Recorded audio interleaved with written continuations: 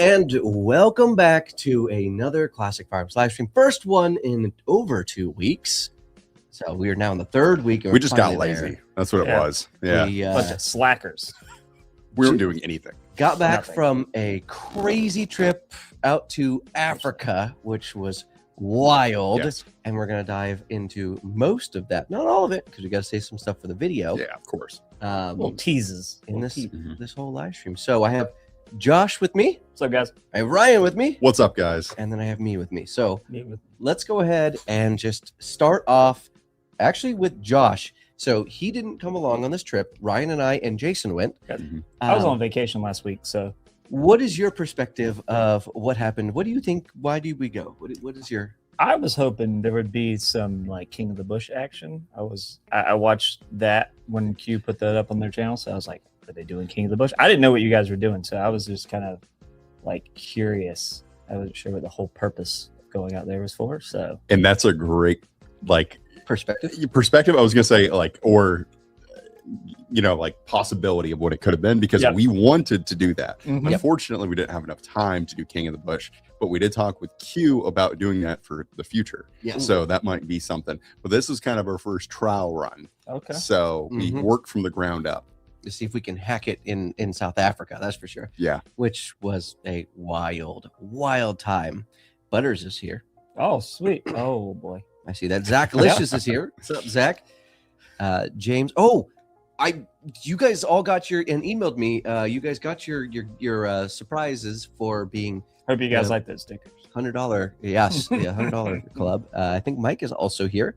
Yep. I seen him. So hopefully you guys enjoyed those. I know I got some emails saying that you did. So I do know that most of you did, but if you post it on like Instagram or Facebook, there it is. I actually wasn't trying to do that. It just automatically did it when I uploaded the picture. There it is. But well, that's the reason we were there. Let's dive into that, Ryan.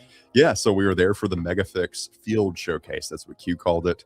What's the Megafix for those who don't know? The Megafix, well, let's start with the Fix, right? So the Fix originally was a kind of a new bolt-action rifle concept from Q, and it's kind of what really brought Q, like that's their flagship gun that started. I mean, obviously the Honey Badger. Yeah. I would argue it's the Boombox now, but that's just, I'm also biased. There's so many different ones, but the Fix is definitely one of those massive flagship products that they have. And what it is essentially, instead of having a full throw bolt action, it's instead a 45-degree throw to be able to rack the gun. And then beyond that, it also has a side folding stock, and it's a very lightweight gun. That was pretty much the whole reason the Fix was made, was to make a lightweight bolt action rifle that you didn't have to just rely on Remington 700 products to reach that. So they kind of wanted to tread their own path. And also they made it on rails, which makes it so it's easy follow-up shots. So smooth. It's instead of like if you've used Remington 700 action enough, you'll know that sometimes when you pull the bolt back and you kind of have it at a weird angle, it can be rough to get it back into battery, the next shot in a battery, right? So you don't have to worry about that because the Q Fix is on rails. The bolt is on rails. So it makes it easy to get quick follow-up shots. And why is it called the Fix and the Mini Fix? I believe is one as well. What are those? Yeah, I mean, it's just the Mini Fix is like a smaller caliber. So the Fix is short action. Yep. And the Mini Fix is even smaller. So your 223, your 300 Blackout, 6 Arc. I think that's their newest Mini Fix caliber. So that's what they're doing there. And then the Fix is your 308, 6.5 Creedmoor, that sort of thing. Yeah. I actually know these answers. I'm just keeping the conversation. I know, yeah. And then we have this guy. The Megafix. The Megafix is their first long action. Right, so that is 300 Win Mag. That's your, what is it? What was the other one? The 375 Ruger. Yeah, I think they're doing. And they're testing out a whole bunch of different ones too, from what I understand. At least that's what they talked about. They're like, oh yeah, we have one ever made in this caliber, one ever made in this 9.3 Mauser, I want to say. Yeah, something like that. It was a really interesting one I'd actually never heard of. You guys have all heard of it. It was like 7. Not PRC, but like 7mm backcountry they're looking at. That one, that was one. And 7 PRC as well. There's both of those would kind of qualifying her there. There's one But with a weird name. I'll think of it later. At first, they're starting with 300 Win Mag, right? Yeah. And 357 Ruger. And 357 Ruger is I think like the quintessential, like, well, I should say quintessential, is one of the smallest calibers that you can hunt Cape buffalo with. And that's why they're going that route. It all just depends on like what calibers you can hunt certain animals with. And that's why like 300 Win Mag would be considered legally in Africa anemic to hunt certain animals, which is funny. 300 Win Mag, anemic just don't go hand in hand. Yeah, that's a pretty bold statement. Yeah. So, well, according to them, it is. So it isn't. So that's the deal there. So it is an amazing rifle. It is about 6 pounds. Yep. And so what this really was, so we're going to dive way deeper into this stuff because I think it's really cool. But what this really was is there was a Megafix showcase. That was like a big thing. They have a hat and like a jacket that says that, like really cool stuff. They were very nice, very kind. Go with your Glock ones. Yes. Actually, yes, I have a Glock one. I know that's the Glock one is an off-brand. So, but anyway, let's go ahead and first catch up with everybody and start with the comments here. So we have, first things first, we already got a super chat from Mike. It's a $50 super chat. Mike, dude, thank you so much. Thank you, brother. He says, I'll pop it up on the screen. Glad you guys are back. Loved the goodie box you sent, Brandon. Can't stay for the whole show, trying to sneak off to the range to test a couple new builds I've been tinkering on. I just want to know how the Megafix is.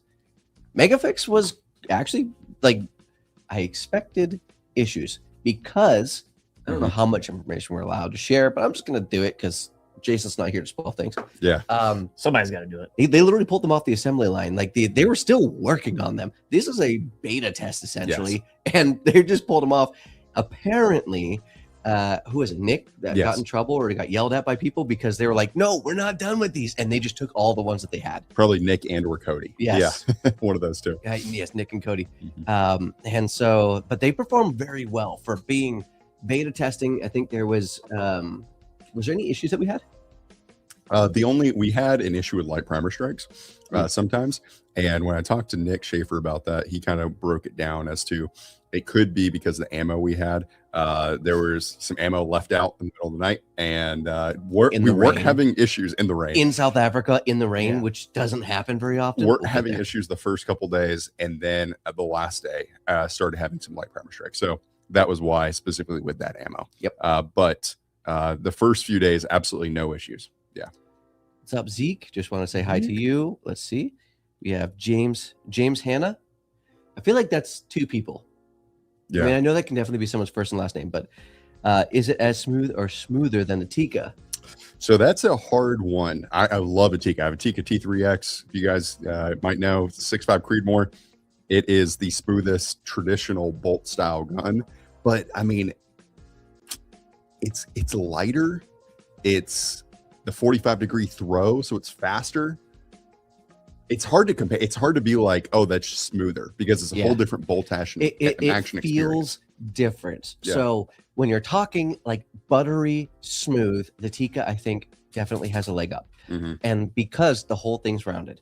Yeah. And the whole thing comes out and gets kind of buttery, and you use it over time and it gets broken in. The Megafix is on rails and you feel the rails. But would I say that one is easier to actuate over another? Like, am I dissatisfied with the rail system on the Fix? No, that I was able to get back on and go real quick, real smooth, no issues. Yeah. That's kind of the difference, is the action and how that rotates over. Because like on the Tika, if you don't go all the way over and you try to pull back, like if you're doing that one motion, do it a little early, you're going to catch on the little ledge that's there. You're not going to do that as much because it's a 45-degree throw on the Fix versus a 60 or 90. I think, what is it? Is it 90, I'm pretty sure.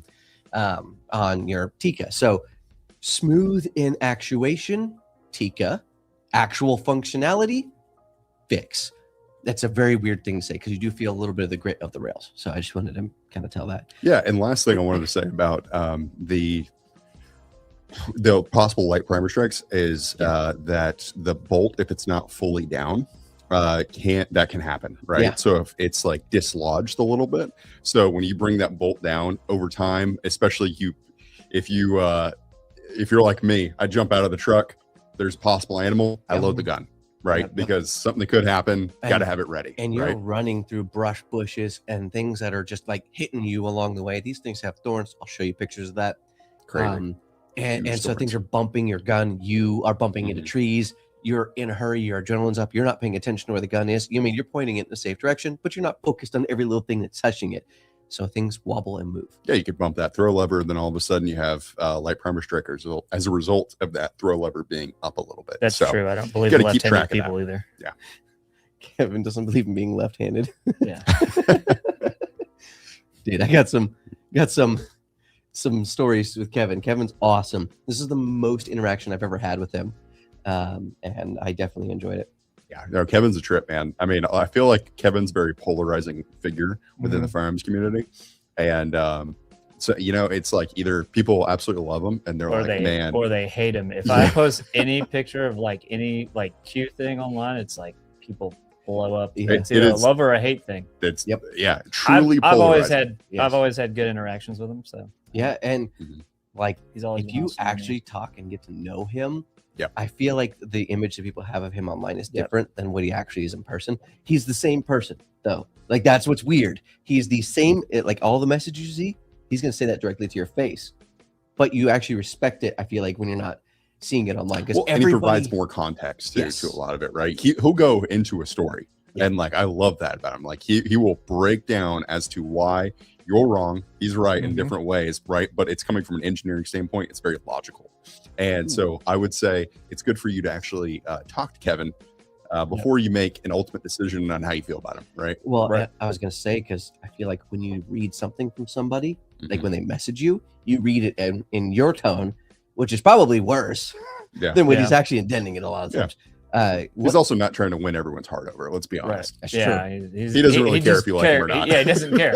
I mean, amount he of- didn't make the honey badger. The amount He of does not care. the amount of times I heard I don't care was wild. Yes. What cans were you running, Ryan?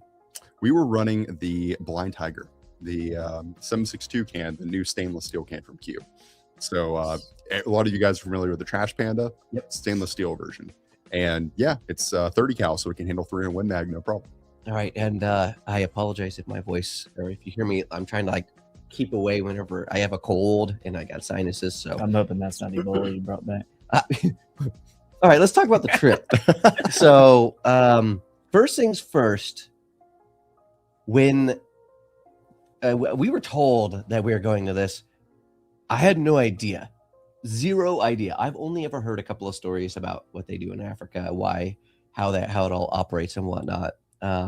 So I didn't really know what I was signing up for. I just said yes. South Africa, Q, love those guys. We've been out to New Mexico with them, and I was like, yes, wherever they're going, I know it's going to be fun and it's going to be a good time. So I'm down.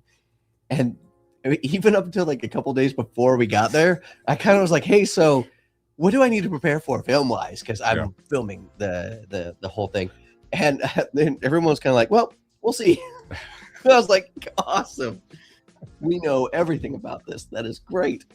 They did open it up for us to ask questions, and we just didn't ask, I don't think, enough questions to get a full perspective on what was actually going to happen when we were there. Well, you don't know what questions to ask, right? Yep. And so where it Going comes in down to blind. is you don't know what you don't know. Yeah. And once you're actually out in the field, you start experiencing things. You're like, hey, maybe I need to figure more about how I should react to my like pH, like with him, like when he gets out of the car, you get out of the car. Yep. Because he spots something. Like these are all things that like are untold things that you must do. Yes. learn Actually, that. this is a good question. I think we need to get more information on. What was the cost for a hunting package to Africa from flights and lodging and things like that? Yeah. Which I don't really clearly know all of it because some of it was subsidized, some of it wasn't. Like, Yes. I don't know.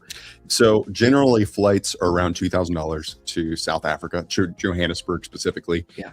But Johannesburg is your final destination. It depends on where you go from there. You may have to go to North Africa. There's a lot of hunting in North Africa. Yeah. And when I say North Africa, I mean northern South Africa. Yep. Sounds funny. That's Nice. the way it is. You go ahead. Yeah, okay. Keep going. Northern South Africa is where a lot of the hunting is. I spoke to some hunters before we left, so I can learn more about it, and they all thought I was going up there. But no, we actually went down to the southern part of South Africa. So like it's Port Elizabeth is where we flew into, but like imagine like Cape Town, since that's what a lot of people associate with that southern region. So we were down there, which is a bit different. So it depends on where you are. That's going to obviously change with pricing and what safari ultimately you're going with. That dictates that. But yeah, flights generally 2,000 to Johannesburg. Economy. Yeah. If you're No going more more than that, spirit. you don't No really more care. spirit either. And everything is cheaper there than you expect. Yes. I didn't know that. I assumed there would be a difference in price of things. I just thought it'd be closer to what we pay here in the States for things. Yeah. Not even close. Yeah. Like there That's were awesome. there were Monster energy drinks and Coca-Cola everywhere. Other than that, it was kind of you had to know what you're getting. But those were about the only things that were similarly priced. Everything else was cheaper than I thought. Yeah.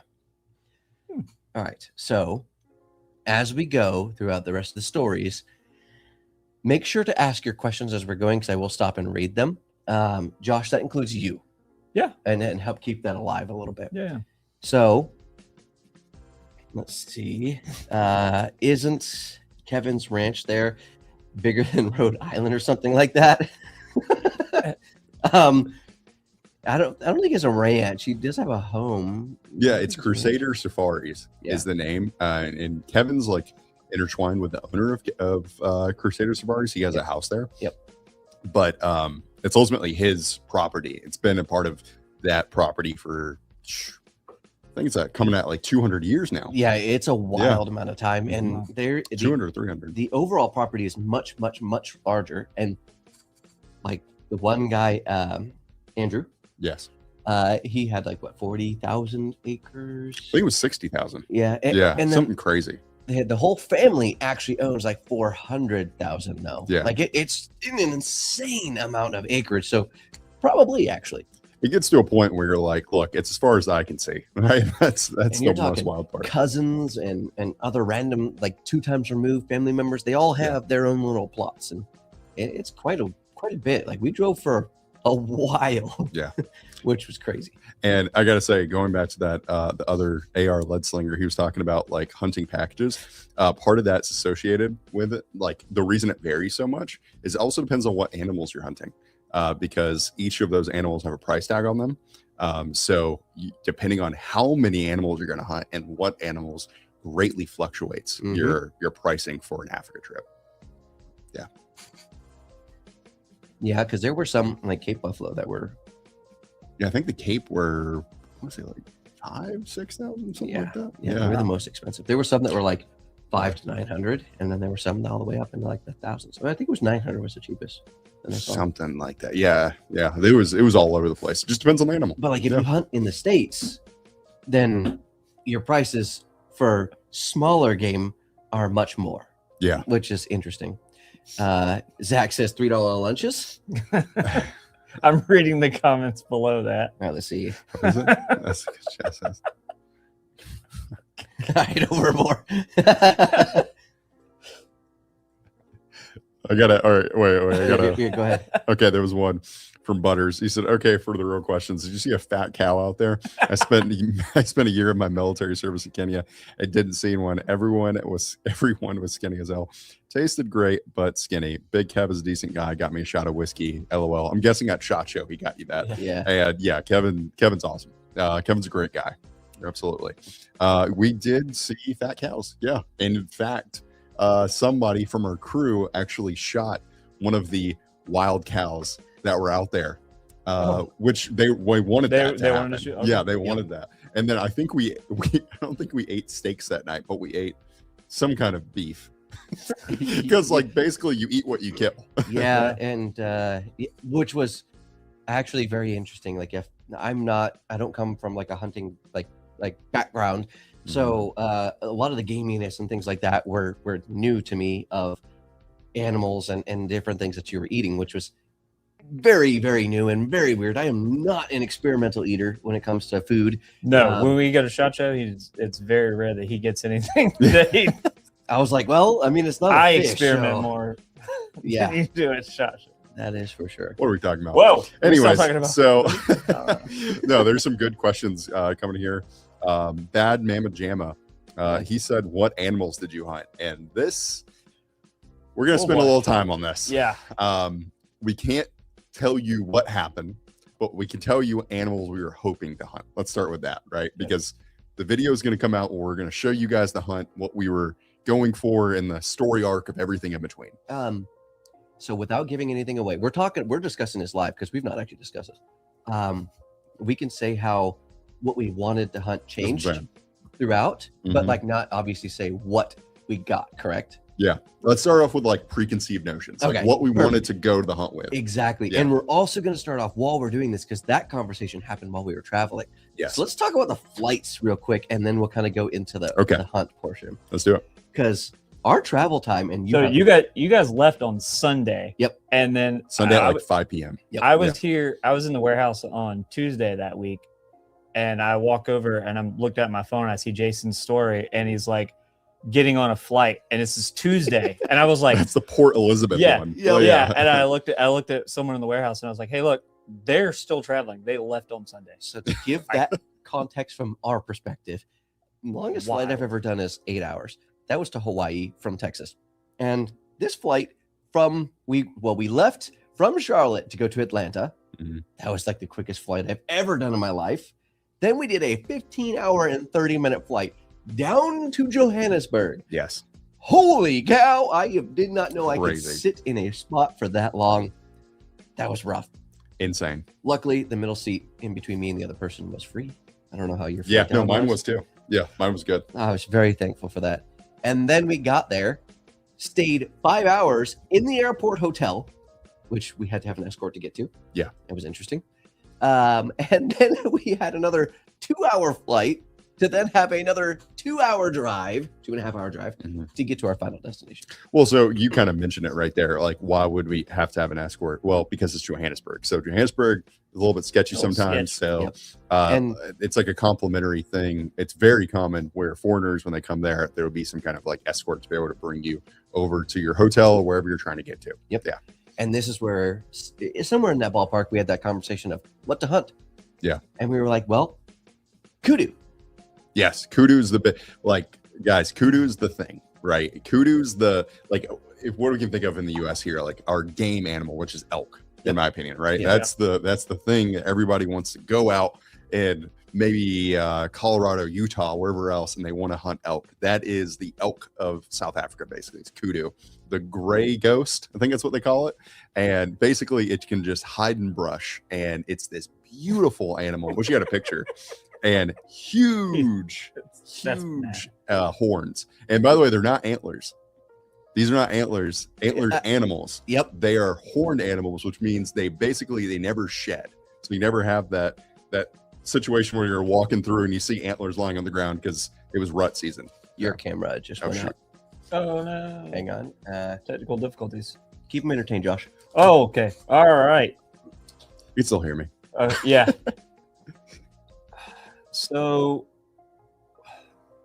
how far was like Johannesburg to the safari place that you guys like ended up going to? How far was it from like A 2-hour flight. It would have been a 10-hour drive. Yeah. If we had done that. So y'all had like a 2-hour flight. Oh, okay. Commercial flight, not private. And then another Did y'all have to 2 hour. get on a private flight? No. No. I This thought other that one's was going to be working. I thought that was going to be a thing you guys had to do was private flights. Yes. Technical difficulties going on over here. Yep. Got comments. Let's see, let's read some comments while they're. Did you read it? It's, yeah. What did it say? There's no option for that one. Says, where's Eliza? Did she stay in South Africa to train the lions? No, she had to go pack for another trip. Yeah, going to a training class here soon, later this week. All right. Is it dead? That's why. Let's see. Ah. Let's see. Hunters do not drive Rivian Blue. No, they don't. That's hilarious. And one big thing was what we were driving there. We were actually driving around in Hiluxes, or as Jason said, Helix. Helix. Maybe that's the proper way of saying it. Oh, there it goes again. It stopped. Yep, it was going, and there we go. We're back. And we're back. Yeah, we're back. Cool. So yeah, Hiluxes are amazing. We were going all up and down these mountains on Hiluxes. The other big thing they had there were Land Cruisers, which 10 out of 10, just absolutely fell in love with Hiluxes and Land Cruisers through that experience. Yep, too far. There we go. I wonder if Brandon was allowed to take his Power Wheels into the bush. I was not, but I definitely wanted to, because there was some trails there that, like, I will drive 5 or 6 hours to go find trails like this. And it's just every road out there, which is crazy. I mean, you can't take a drink of anything without splashing on yourself. Any paved roads there? Yeah. Where you guys went? Well, no, not where we went. Probably, an hour away was the closest paved road, right? Like into the city. An hour away. Yeah, it was an hour. It was just that they had a highway. And so you just had to go to the highway to get to it. But yeah, that was wild. That was like the only paved, and everything else was like dirt road. Absolute dirt road. You're doing dirt roads up mountains, which was crazy. I went to go itch my nose, poke myself in the eyeball like that. That's how bad the roads were, as far as being drivable. All right, so we didn't really finish what animals we were going for. Animals, so preconceived notions, we wanted to hunt elk there. Their elk, which is called a kudu. And guys, just Google it. Big spiral horns. They are crazy. And when I say horns, actual horns, like I said, not antlers. Yeah. Antlers are different. Antlers, they shed them and regrow them. Yeah. Horns are permanent. So if they get like on a horn, you live with that for life. Yeah, that's it. It's really cool. And the kudu is just insane. Huge horns. So, and there's some other big ones too. I mean, all of them have. I mean, I should say all of them. A lot of them have big horns in Africa. Yeah. But how unique it is with those spirals. Yeah. So you have big, long ones like Loki. Yeah, Loki's a good way of putting it. Like sable, those are the longest. And Lechwe are but those sables those are the ones that come back around. Oh yeah, they're so big, it's huge. Like literally comes in like a loop where they're gonna stab themselves. And then you have some that are reminiscent of like a pig's tail, where it's kind of like swirly, like in cartoons how they draw them. And their antler or horns going out, and they're like probably 2 feet long, which is crazy. And then you know how old they are by how many times they have, swirled. Yep. Which is interesting. And then they get to a certain age, they stop swirling and they lean a direction. Yep. Which is even more interesting. I was like, how does that even happen? And then so we did that. I would say waterbuck was another big one we wanted. Waterbuck is their biggest antelope that they have there. Day one nemesis. Well, not the biggest, but it's one of the most sought after one. Yeah, we had a problem on the first day. You guys will see in the video. It didn't go well. That's a teaser right there. Yes, that is a good teaser, and it got really cool. I mean, we were searching for all sorts of animals. I think all of us, ironically, had warthog, or at least Jason and I know had warthog on ours. Dude, I thought warthog would be super easy to find a good one. I was a big fan of Lion King, so all I saw was Pumbaa. Timon and Pumbaa just out there chilling. Unfortunately, there were no warthog big enough there. Yeah, so. They were all smaller than I thought. Warthogs are not as big as I thought. Oh, yeah. I thought warthogs were huge. They're not that big. Although they're thick. They're like pit bulls. No, I've seen bigger pigs in South Carolina. Without a doubt. That is not exaggeration. You're talking about people like that. I was like, it's South Carolina. To DMV or something? All right, we're gonna speed run some comments here because they're starting to build up.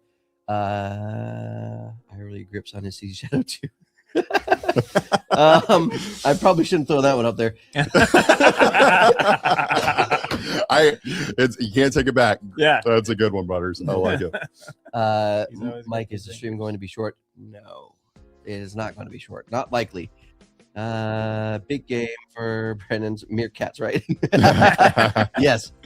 Exactly. Let's see. I'm reading the comments before I just pop them up. Let's see. The meerkats probably stole Josh's wallet while he was looking through a scope. Peter's on fire tonight. He is lighting me up. All right. Josh is like, I wasn't even shooting. I was on vacation with my family. So this is actually a good question. Tell me you brought home some kudu jerky with you all. We actually can't bring meats back into the States. Yeah, unfortunately That's not. unfortunate. We did have some. We had over some there. kudu stew, I think was the best way to put it. No, we had kudu jerky the first night.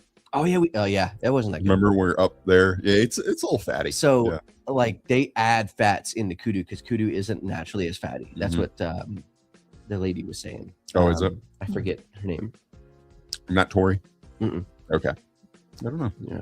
But yeah, so they were telling me that it's not as fatty, so it's like an acquired taste. Some people love it, some people hate it. I thought it was okay. Like it wasn't the craziest thing I've ever had, but yeah, it was definitely interesting to try. Let's see. Do the toilets flush counterclockwise? They just flush down. There's no down? swirl. Oh, They just straight Yeah. down. that's weird. Agreed. So I don't actually know. Yeah, it was. There wasn't like sitting water that I remember. No, not much. There Yeah. was a little bit, but it was like, so in America, when you have your toilets, it's like you have the little throat, then you have the bowl. Mm-hmm. The bowl is like like 1/5 full of water. Something like that. Yeah. There, just the throat. All right. Next. I think we all got a visual. Yep. Great job. How many Hiluxes did Kevin turn into technicals? You know, I think if Kevin had more opportunity, he would. But he did not, that we saw, turn any into technicals. Yeah. Great question as well. How many shots/vaccines did you guys have to get? Bubkiss. 0. As long as you're Yeah. up to date with the ones in the United States, like they do a pretty good job. Like if you've gone to college, you've probably taken 90% more than you needed to take to go to South Africa. I think there are other portions of Africa where you have to take more. And so here's a big one too that Brandon and I figured out. So since it's the southern hemisphere, it is their winter over there right now. So it That was way is rough. colder. That's than probably it, why you're sick right now. Yeah. Yeah. Oh The yeah. temperature change going Dude. back and forth. So way colder in Because it's South been Africa like than 100 here. degrees here. yes. When we got there, now I knew it was going to be cold because I did some research. I don't know if you guys know this, but I'm a pretty big. I like to be prepared for the weather. Yeah, he usually right before trips, he'll send a like a weather breakdown for the entire week at 5 a.m. to everyone. Yeah. Well, Even people that are not going. Yep. Every time. It does happen. I chose not to do it for this one because I was like, oh, y'all made fun of me. Let's see how you like the cold. And We're good. some people ended up borrowing some of my stuff. Anyway,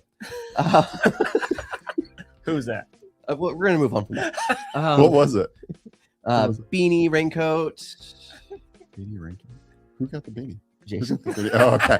I was genuinely, I was like, I don't remember. No, some people around camp, they use some like gloves. I had extra gloves. Mhm. And Jason did. You borrow used some. my gloves. Yeah, I did once. Yeah.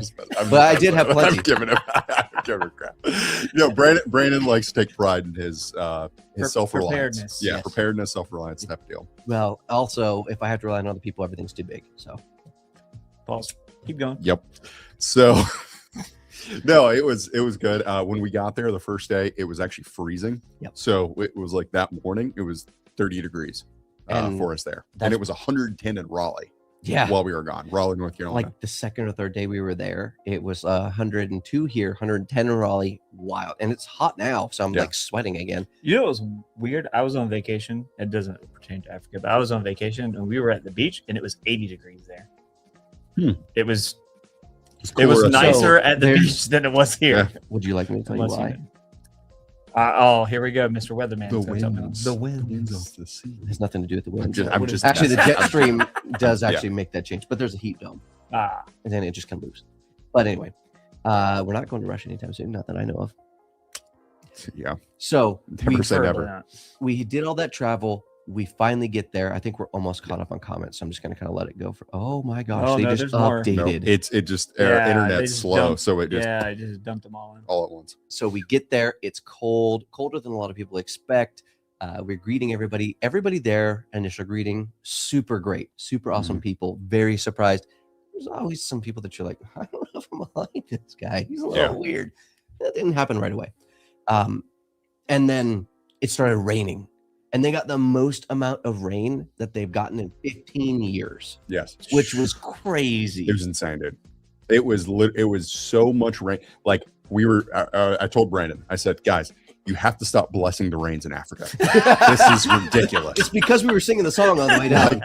We can't stand. We're getting flooded. Literally. I mean, it was so much rain, so much water. How does bringing your rifles over there work? So fortunately, we did not have to. Or at the beginning of this trip, starting like from us going to Africa with Q, we were going to bring the mega fixes over there, and then it turned into Q just bringing them for us, so we didn't have to. Unfortunately, I'm thankful they did, because Yeah. there was a bit of a process. Like they had to go through like customs each time, not customs. They had to go through and get approvals Yeah. to enter the country first off, and then when we flew, getting that from a small airport was rough. I feel like they waited there forever for those guys to come out. Yeah, the short answer is rifles are actually pretty easy to get through. Bolt action specifically. Yes, Yep. and that's what I was going to get into. To have a semi-auto, it's like you have to have a letter, I believe, from South African So government. they won't be doing that with boom boxes anytime soon. No, they will. They will. They will. They're in the process. Oh. There's, over Yeah, time, over time, you're yeah, going to yeah. see them more. But bolt action is just so much easier. Easier, So yeah. more Yep. fixes than anything else. Makes sense. All right, let's go through. I don't think anyone's going to rush anytime soon. Nope. Yeah. Especially they have Buc-ee's. female basketball players. Did you go What's this? visit a Buc-ee's? Dude, I don't think I saw a gas station with more than 2 pumps the entire But- time we were there. Did they have Glock switches in their gas stations? Because I heard that. I didn't see a Glock when I was I there. did not see. Yeah, I didn't see anything there. Um, I didn't see anything firearm related there. So here's something interesting while we were there, just Mm-hmm. before we get to the next comments. Everything had barbed wire fencing on it. Everything was fenced. Every single thing. And then as you got out of the city, you were fenced. Mm-hmm. So like the whole city was fenced. I feel like it's the opposite of a zoo. Yeah. Like you go to the zoo and the animals are in cages. We were in the cages to keep the animals out. out. Yeah. That makes sense. It was pretty crazy to see. Like, I mean, barbed wire, big barbed wires make a lot of money in Africa. Let me Oh, tell you. yeah. Because Holy cow. every single community, every single house, everything They had barbed ran wire. up Wire. the Oh, Yeah, or mountains. electrical. What is like that? electrical fencing fence? on the top of it. Wow. Whew, they would literally Yeah. run straight up a mountain with barbed wire fencing, and it's like 4-layer barbed wire fencing. That's crazy. Wild. It was crazy. Question is, did you bring anything back to taxidermy for wall hangers? Yes, but we can't say what because that would give away what we hunted. Yeah. Did we But want to Save them share for the video. the one story of mine that did not get on Yes. video? Yeah. So then I will share that at a later point in the stream. I just wanted to double check with that. Yeah. One thing we didn't, unfortunately, we weren't able to get on video, which we kind of still did. I got the shot of you breaking it on video, but we couldn't see the animal when it happened. And that'll get us into the conservation portion of this in a second. Yes. How gamey is kudu? Great question. So some people said it wasn't, but I definitely, I was like, there was a couple pieces I got were really gamey, and then other pieces were extremely good, rich, and flavorful. Mm-hmm. I don't know if you recall. I to me, it was very similar to venison. It was like a little bit gamier venison. That's what I thought of it as. Yeah, I think you're probably pretty right about that. What are you reading? No malaria or fever shots, luckily. No, I mean, like, fortunately, we just, when I talk to people, you didn't really have to worry about that too much. I don't know if that was just the time of the year or how much better things have gotten. They're also making a lot of efforts right now, and specifically South Africa, to end a lot of those diseases, or at least prevent them as much as they possibly can. And where we were going to, it was less of a concern because we weren't around people that were not from the United States. Because we would go into the middle of nowhere. Like I could not get you there if you gave me 1,000 tries. That was very, very out there. Yeah. And the roads were very difficult. When I lived in Korea, some toilets were just a hole in the ground. We had toilets. There was never a time when we did not have a toilet. Oh, speaking of people, this just popped in my head. Go. Guess who was at the ranch, or basically the property next to us? Who's like a big hunting guy who focuses on ammunition. You may not watch him on YouTube. I don't know. He's not like the tactical YouTube side. He's more like a traditional side. Ron Spomer. I don't know. You ever heard of him? Nope. Oh man, he's a legend, man. Hey, I don't know if you guys pretty solitary. watch Ron Spomer, but he knows ballistics. He knows ammunition. Yeah. He is like the guy to talk to about any of that. And he was actually hunting in Africa on the same property that we were, which is so crazy. One of our buddies, Chase Stroud, actually got to do a podcast over at Ron Spomer's place the next day after seeing him up in the mountains of Africa. Yeah. Like That's why I was like, randomly. hey, Like yeah. imagine What's you're up, bro? hunting and you're like, hey, what's that guy? Who's that guy over there? You go up to him, that's Ron Spomer. Yep. You're like, And he's like, hey, you want to do a podcast at my house later? Yeah, Sure. What in the world? It's crazy. The most that is random. a random place to meet somebody that you actually like know who it is. Yeah. Next time, get some electronic hand warmers. I'm hoping that next time it won't be so cold, if Yeah. there is ever a next time. Yeah. Let's see, what rifle calibers did you bring? Was a good one. We just used 300 Win Mag when we were there. Yeah. I will say this because I don't think this got on video either. I got my first ever 1,000-yard shot on target. It was a steel target. My first ever shot over 1,000 yards. 105. Oh, 1,005. Yeah. But yeah, I'm pretty proud of that. That was awesome. Pretty proud of it. I think we got it on camera. I don't think so. You don't think so? I think, well, maybe. But that was. I know we got one of them on camera. Yeah. Yeah, because you were filming part of it. Mhm. But yeah, they had, to answer your question, they had some 300 Win Mag. Obviously, that was the main thing we were shooting. They had 6.5 Creedmoor and 8.6 Blackout. Those are the big three that people were using. Wow, the comments are just rolling Oh, yeah. in. Peter, that's me. Peter is going Peter, crazy. come on, man. Don't do Josh like that. Yep. I've skipped a couple of Peters. Peter, some streams we're a little bit like, a little more popping off than this. But I do agree, Ron is the best, to your point. Yes. So Zach, to bring it kind of full circle here, he says, dude, this sounds like an epic trip. Any preferred cartridge to shoot with while you were out there for a large set? Yeah. So the 300 Win Mag, Mhm. and to get to a little bit more of the trip, do you have now's the question where I'm looking at you and kind of leading on that. What more about day to day do you want to share?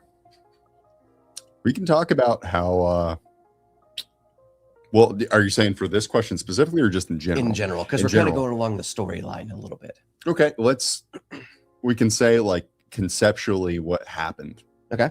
So like the first 2 days, we unfortunately, well, actually, let's start off with this. Let's go even further back. Yep. So the first day we're there. We're actually we didn't even hunt that day. no, we didn't. The first day we actually just learned from Chris. I want to say it's Chris Green. I can't remember Chris's last name. I actually am blanking on that too. Super nice guy. Here, Dude I follow him on shoots Instagram. Mile-long shots constantly with like every caliber.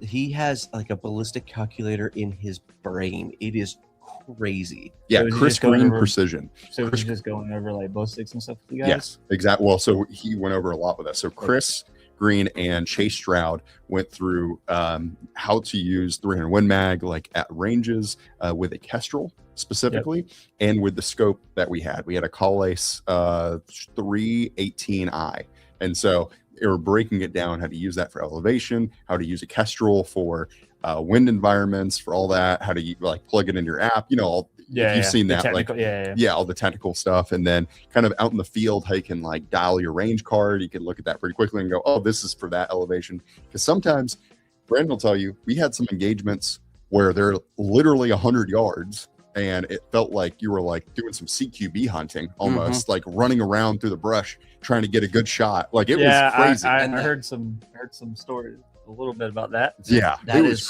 crazy. That is People actually the running. story that I can share when Yeah. we get there. And so there was that. And then all of a sudden, next thing you know, you're out on this hillside and you're shooting out to hundreds of yards. Like we had a 620 yard shot. We had a 700 yard shot. We had a 640 right around there.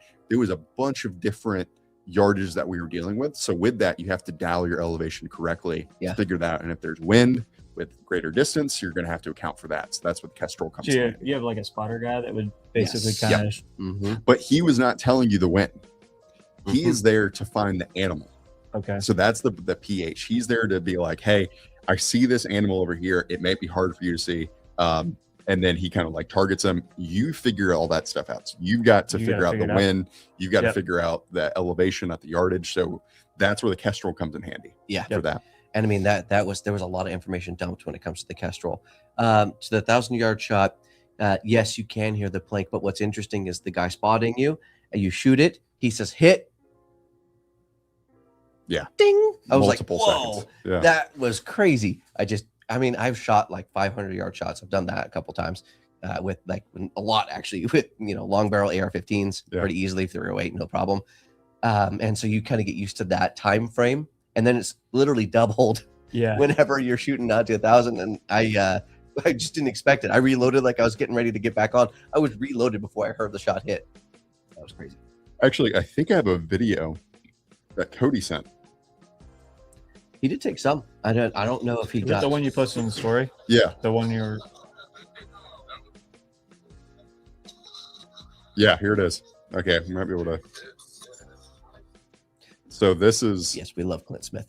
This I'm not sure if we're easily be able to show it to the camera, but basically hear the this sound is the though. yardage. Yeah, we're shooting out to. But then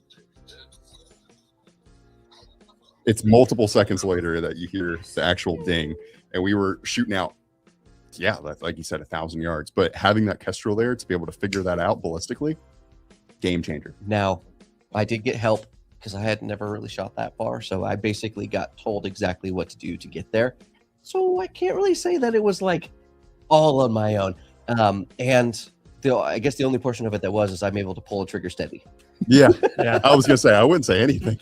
Any Yeah. of it was on our own. Thankfully, we had Chris and Chase being able to kind of guide us through that. And yeah, and once you kind of figure out the gun, then you're able to dial it in. Dial it in. This is figure it a out. funny comment. Guys, can you open up a bit on how a bunch of dudes were warming up in the middle? Fire.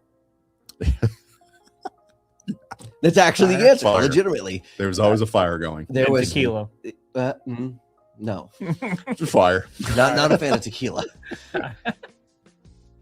All right. Right. Peter said 9.3 by 62. Yeah, so that's a long action caliber that Q did make a Megafix for, but they decided, at least as of right now, not to continue on with that.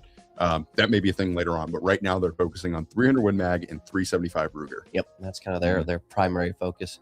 To answer this question, we can sometimes do other calibers, other guns, and other things for Bust Your Builds. We don't always, because we don't get a ton of those.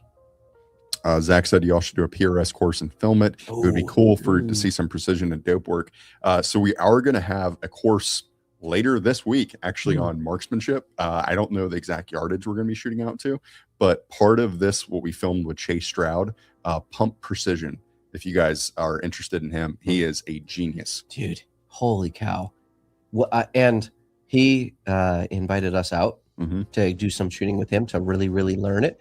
Again, long distance isn't something that I've traditionally done. I do a lot of short range stuff. I'm talking 300 yards and in. You do Really short good at range that. stuff? Yeah. No way. No. And I think Brandon's underselling a little bit. It's ELR. Yeah, it's like he shoots every day Mhm. above a mile. Is it ever? I didn't know it was every day, but basically, I mean, he can make 3 mile long shots. Yeah. That is a thing, Josh. That he is done 3 mile long shots. So he was talking about how he has a range at his house, and he literally just goes out and shoots every day. He knows where everything is, and he just goes out and he's just like, I just need to do it. I just need to do it. I Yeah. just need to do it. Awesome guy. Genuinely, I was so surprised because you meet him, and he's not super tall, but he's like bodybuilder. Oh, 100%. And you're like, and so you're kind of like intimidated a little bit immediately by him. He's just like an intimidating human being, and he talks a little bit like an intimidating human being, like he was in the military. He was not. He's just a really, really, really good shooter. Yes, he's Um, incredible. And then you actually like talk to him, and he's like the nicest dude you'll ever meet. Yes, amazing. And that's the thing too, is sometimes these people who are really good at shooting aren't the best teachers. He can do both. Yep. And that's what's great about it. So we actually did get some PRS filming from him Yep. on how to use a Kestrel correctly, which is a big part of PRS. So, It was a quick overview of it, though. It wasn't as deep as I think you would want to go. Yeah. With that particular subject. I'd be interested in getting into some PRS stuff. It's something I've never really done. So, dude, it's the little bit we've done, and not like PRS like matches, but just precision rifle shooting just in general. It's so much fun. Yeah, it is. It was way more fun than I thought it was going to be, and rewarding when you actually hear the ting and you actually get it. So we kind of touched on it a little bit, and I know this is definitely going to be in the video portion, but the whole like conservation side and like how to pick animals to go for and not. Yeah. That I was surprised about. I didn't realize how much would be skipped over going into this. I also didn't realize how many animals were in Africa. And this kind of gets me onto my next point. Do you want to touch on that while I bring up a photo? Yeah. So basically, what we learned from our PH ultimately was that sometimes you see an animal that looks big enough, has big enough horns, everything you're looking for, antlers, depending on which animal. There's one animal that we were hunting there actually did have antlers. Most of them had horns, and you're like, this thing's big. It's huge. Sometimes, like, I mean, massive horns. And he's like, yeah, it's not old enough. And so they've got to be that's not what we were hunting, but you just wanted to throw That's how you're raft. yep. No, My brother. no giraffe hunting or anything like that. But what's crazy, they have mountain giraffes. Yeah. Giraffes climb mountains. Okay, shout out. Wait, this just brought me back to M110 Sass. Cody Curry. Cody is dude, amazing. Cody's so funny. Hysterical. He is. Cody, I don't know if you're watching, man, but like, or you see this later, but you are a trip. It was so much fun going to Africa with you. Oh. And now whenever I look at a giraffe, I think of you because he was like, man, he's, first of all, you always call him Jeffrey. Jeffrey. Yep. You know, Yeah. from Because Toys yeah, R Us. Toys R Us. Yeah, you have to. Jeffrey. You always call him Jeffrey, and he's like, man, like, he's like, how many animals can we get? He's like, what if I just stacked up giraffes? Like the worst thing possible. Yeah, because everybody was Complete talking joke, about. by the way. Everybody was talking about how you like nobody's going for a draft. Nobody wants a draft. That feels like inhumane. Yeah. Right. And then so he was like, well, I'm gonna take this to the extreme on the opposite side. Yeah, immediately he's like, just gonna stack them up. No, so much fun. Absolutely loved it. But yeah, figuring out the animals to hunt was a lot more particular than I realized. Like, I feel like a lot of people within the South specifically, Yeah. you're They're like, hey man, there's big enough animals to go to shoot it. like it's got points on it. Yep. It's Yep. good enough for me, right? Yep. And so that mindset does not work there. And they're like, hey, Nope. no, you have to hunt. Strict is an Yes. understatement. Mhm. That's good. Yes. Um, And having a PH there is very important for that reason, so they can help guide you on which animals you should and shouldn't shoot. Exactly, which was a very cool thing. Not what I expected. No, when I say there's a lot of animals, I mean like whatever you are thinking, however many animals you think are actually there, it's like triple what you're actually thinking. This sounds like SHOT Show. Like when you first went to SHOT Show and you didn't know Yeah. how big Yeah. SHOT Show was going to be. SHOT And I Show's tried to massive. warn you, and you got there, and you're like, "Oh, And then Oh, you it's drop like me off that. in the middle of nowhere. Yeah, and I like, gotta see find you, my way bud. back. peace out. I got a meeting." I get Leroy's point though Yes. of like, hey, you know, you learn about so many different animals in Yeah. Africa where it's like, And- but there's so many you don't learn about, and Yeah. that's the crazy part. You learn about the rhinos, the elephants, all that stuff, right? But then for every one of those, there's like 10 other horned animal that you've never seen before that are And- absolutely gorgeous that just you don't hear about. It's And crazy. not only that, they're in much more plentiful numbers. Like I always like you'd look at like Lion King, for example, and you Yeah. see them running in groups. And that was kind of a thing. But what they don't show you in Lion King is they're running in groups. Oh, there's another group. Oh, there's another group. There's like 1,000 animals on that hill. Yeah. And it's not that big of a hill. Like Kings Mountain is about the size of one of the hills out there that would be considered. This is in North Carolina. Look it up if you don't know what it is. Like that's crazy. And there's Yeah. thousands of animals. And then there's random giraffes climbing mountains. And I'm like, I don't even know what to make of this place Yeah. sometimes. And then all of those animals that you see, not a single one you can hunt.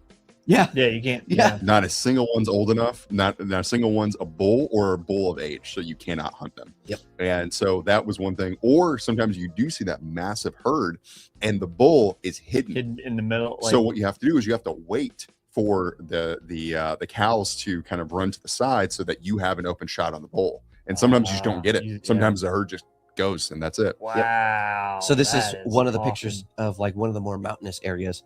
There were some like flatland areas with random mountains, and then there were areas like this too. And it was crazy. Like, so when I say one of these mountains, like you pick any one of those ridges, thousands of animals just all over the place. So many more than I expected. And that was cool because I can always find one to like, out there filming to like get shots on with, filming. Mhm. Only problem is that mountain there, it's deceiving. That's really stinking far away.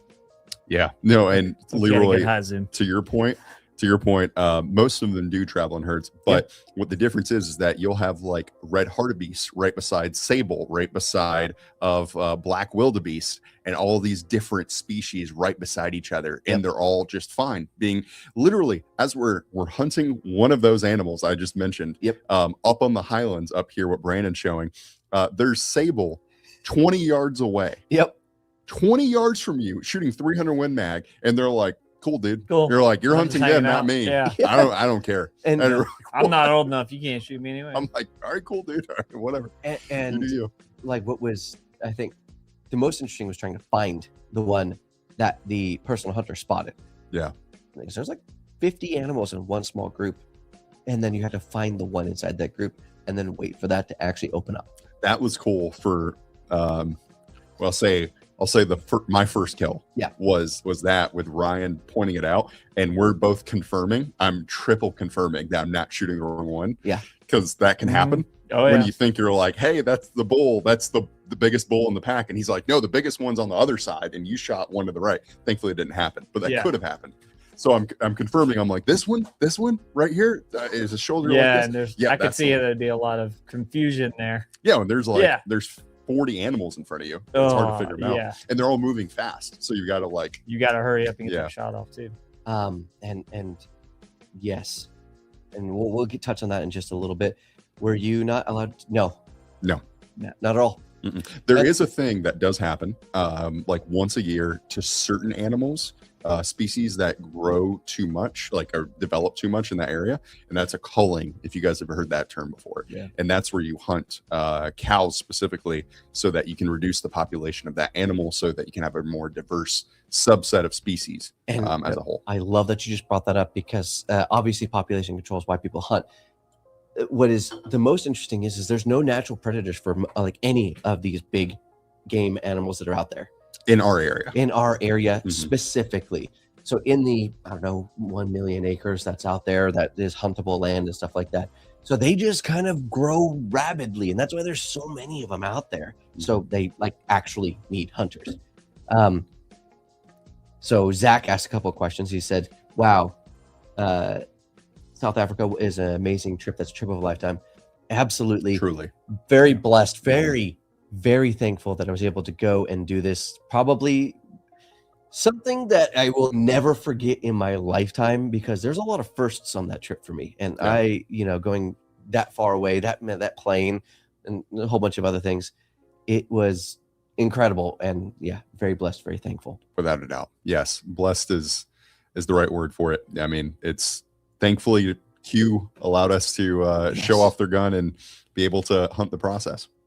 And ultimately it just shows as a testament, like any company, when they come out with a new gun, you can go down to 1,000-yard range. We could go to South Carolina. I've been down there where we're taking a mile-long shot and they're showing like the capabilities of certain guns. Tons of companies have done that. He was like, no, we're gonna bring you out there into the field and you're gonna hunt things with it. And you don't have a choice. If you're coming, you don't have a choice. You're hunting. And I respect that so much.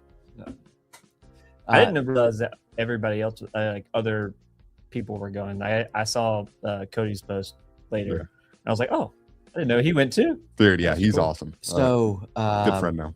Yes, definitely. So what happens if you tag and bag the wrong animal? I don't think we had that happen, so I don't actually know. But our personal hunter just said you won't. If you tag and that's true. I didn't ask because what I did is I literally you and I talked about this. The first day, I'm not going to say who it was, but there was somebody who killed a kudu bull. And it was the correct age and everything. They got a kudu bull, but there was an even bigger one, and they accidentally hunted the wrong animal. And the one that the PH was calling out was not the one that was killed. And so after that, I got it in my head, because of that experience, I was like, okay, I need to double check, triple check with the PH to make sure we're talking about the same one after that. So it didn't come up again because of that. Yes. Now, one thing I want to talk about, we were talking about kind of like hiking through the mountains and the terrain there. So something very, very interesting. There's a couple of notable things when it comes to the terrain there. Trees, probably no larger than 10 feet tall. Yeah. Like any tree. There's a lot of them. There's a boatload of trees. But I mean, I felt tall, not gonna lie. Coming out here in North Carolina, the trees are like what, 20, 30 feet tall? Yeah. Easy. Huge. There's some of them even more than that. So you get used to hearing the rustling of the wind come through the trees here in the Carolinas. You can hear it. You can hear the direction that it starts, and you can hear it go away.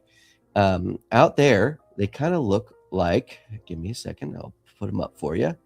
I have like 5 photos to show you guys. Brandon's got pictures of everything. Yeah. He's like, man, I mean, you have to. So there's a mountain giraffe in the trees, and that's kind of a decent visual. So if you look there, none of the trees go past his like belly. Yeah. So what you're seeing behind him there is farther up the mountain. I was gonna say it's it's uphill. Yeah, shot. And then I took a specific photo of what I thought was like the average tree out there. You should have stood beside it so we could see. I didn't want to like feed. Excellent point, Josh. So Excellent point. that's a fence that's probably up to like my chest. And then the tree it's kind of hard to see actually scale on a lot of these things, but they're not very big and they're very thin trees. Yeah. So they're not leafy, they're very thin. I don't think there was actually any leaves, like big fat leaves out there. No, I didn't see any. Yeah. And everything in South Africa, specifically where you were, has thorns. You're thinking rose thorns, you're thinking any type of thorn you see in America. No, that you're hot tamales right there. Yeah, you're probably wrong. There it is. Dude, these things were 3 inches long. You go for a hike in this terrain, the trees are all about your height. That's average size for a thorn. That threw me off. Brings a new definition of thorn in my side. I called it death by 1,000 cuts because you're walking, and if you're walking quick and not paying attention, you're getting small cuts all over your arms. I should have brought a long sleeve shirt. I only brought jackets. Mm-hmm. And once it got up to about 66 to like almost 70 degrees during the day, sometimes towards the end of the trip, it was impossible to keep the long sleeves on. So I just thought that was interesting. Everything's super thin. Leroy had a cool point. I want to hunt in South Africa at Rocky Mountain elk foundation auction. I think I've never walked that far in my life. I agree, man. A lot of walking, huh? At one point, there was a kill that happened where we walked, I think in total it was 3 miles to get it to there and back to the truck. 3 miles because it was on a mountain. That was ultimately why. So we had to go down and up. So this is actually a picture of the area, not where the kill was, but the area that we were. So that hill that we're standing on, that I'm taking the photo from there, we would walk down that valley, up one of those hills, down another valley, and then back up a hill. That's how far it was. So that just gives you a little bit of a reference. Insane. Absolutely insane. And he said trophy cost $10,000 plus to bring it back. So all I have are memories. Wow. Yeah, dude, that's crazy. Wild. $10,000 to bring it back. I'm assuming that's after like taxidermy and everything. Yeah, that's a lot. I assume, yeah. Mm-hmm. Taxidermy, shipping, everything. Ooh, Mike asked a good question. He says, did you guys use shooting tripods or something like that? So the first few days we did not. This isn't revealing too much. So yeah, the first few days we did not at all. We didn't use any shooting, any tripods, nothing like that. We used a bag. I think that was the most we used. Actually, I don't even know if we didn't use a bag till the last day. I was gonna say, I don't think I did. Yeah, I know Jason used a bag on the last day. Yeah, that was it. I don't recall. But yeah, we used the bipod for everything. On the story that I can tell, I did use a tripod. Yes, I did at one point too, the same day. And so you and I.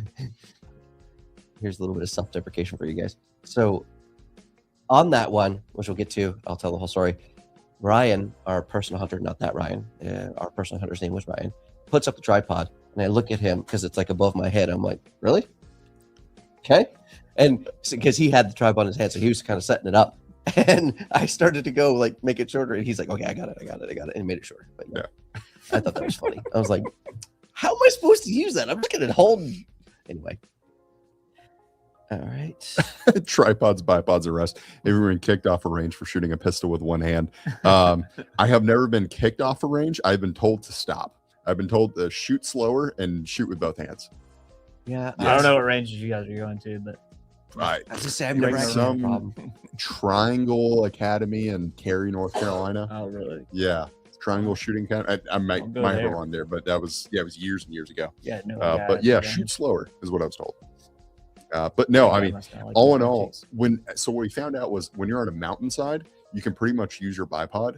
When you're in like the thick brush, depending on which environment you are, because we kind of went between different environments, and that way it's hard to use a bipod And because there's things in the way. There's And shrubs, everything. these moments all come through up there. within 30 seconds. Yeah. So like there are times when they are an hour long and there's a time when they are 30 seconds. So sometimes you don't have time for a tripod. You Yeah. have to just put up what you can. gotta- and- Yeah. Yeah, you got to get up and go. And hopefully you have enough skill and are familiar enough with the gun to make it happen. Remember, you got to take an offhand shot. Yep. Yeah, send it. Send it hope for the best. Yep. Oh man, don't laugh. But was it in Raleigh? Yeah, that's what I was saying. Yeah, Doesn't care. yeah, same range. I was able to use my other hand due to work injury and no shots land outside the target. I agree. It doesn't matter, but yeah, it was right in Raleigh. Yeah, Yeah, I've done it at range out here. And I never had an issue because I was accurate. And so they were just like, we're good. Because some other person was trying it and they told them to stop because they were shooting almost other people's targets. I was I don't like, know. that's a little rough, dude. yeah, that's a problem.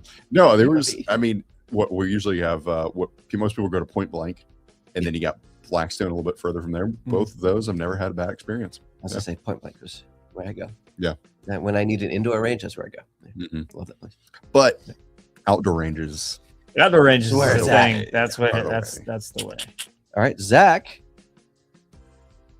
Gift to the return of the CF live streams. Glad you all had a great time. Didn't you all get pizza? Did you not Yep. eat it? Oh, We it's did. right here. Yeah, we Zach, were eating thank right you so much before. for the donation as well. Got some Papa John's, Zach. John's. We did. And we're getting better. We're doing these things before the live stream now, Not during. not during. Yes. A little more professional as time goes on. I think. But yes, we did. We got pizza. Yeah. Thankful for you guys for Thankful for your donating. food. Yeah, Thank that's for what I you. was trying to say. I was like, there's so many F's in there. Yeah, Thankful. thankful for you. Yeah. Thankful for you guys for those donations, like you, Zach, for being able to do that. Yeah. I mean, just in general. Obviously, pizza's a joke, but seriously, Yeah. just thank you for those donations. Kraken from Twitch, by the way. We're getting a lot of Twitch comments. Thank you guys for being in Twitch. He says, give me a slice, bruh. I mean, if you were here, I would absolutely. Yeah. We have like 3 Yeah, more 100%, left. dude. So anyway, I only got one. all right. What else do you want to share? I wanted to talk about calibers. I thought we were going to talk about calibers more Let's do it. because that was one of the biggest things I was surprised at. Based on the size of the animal, I would assume that long actions would be more prolific than they are in Africa. Yeah.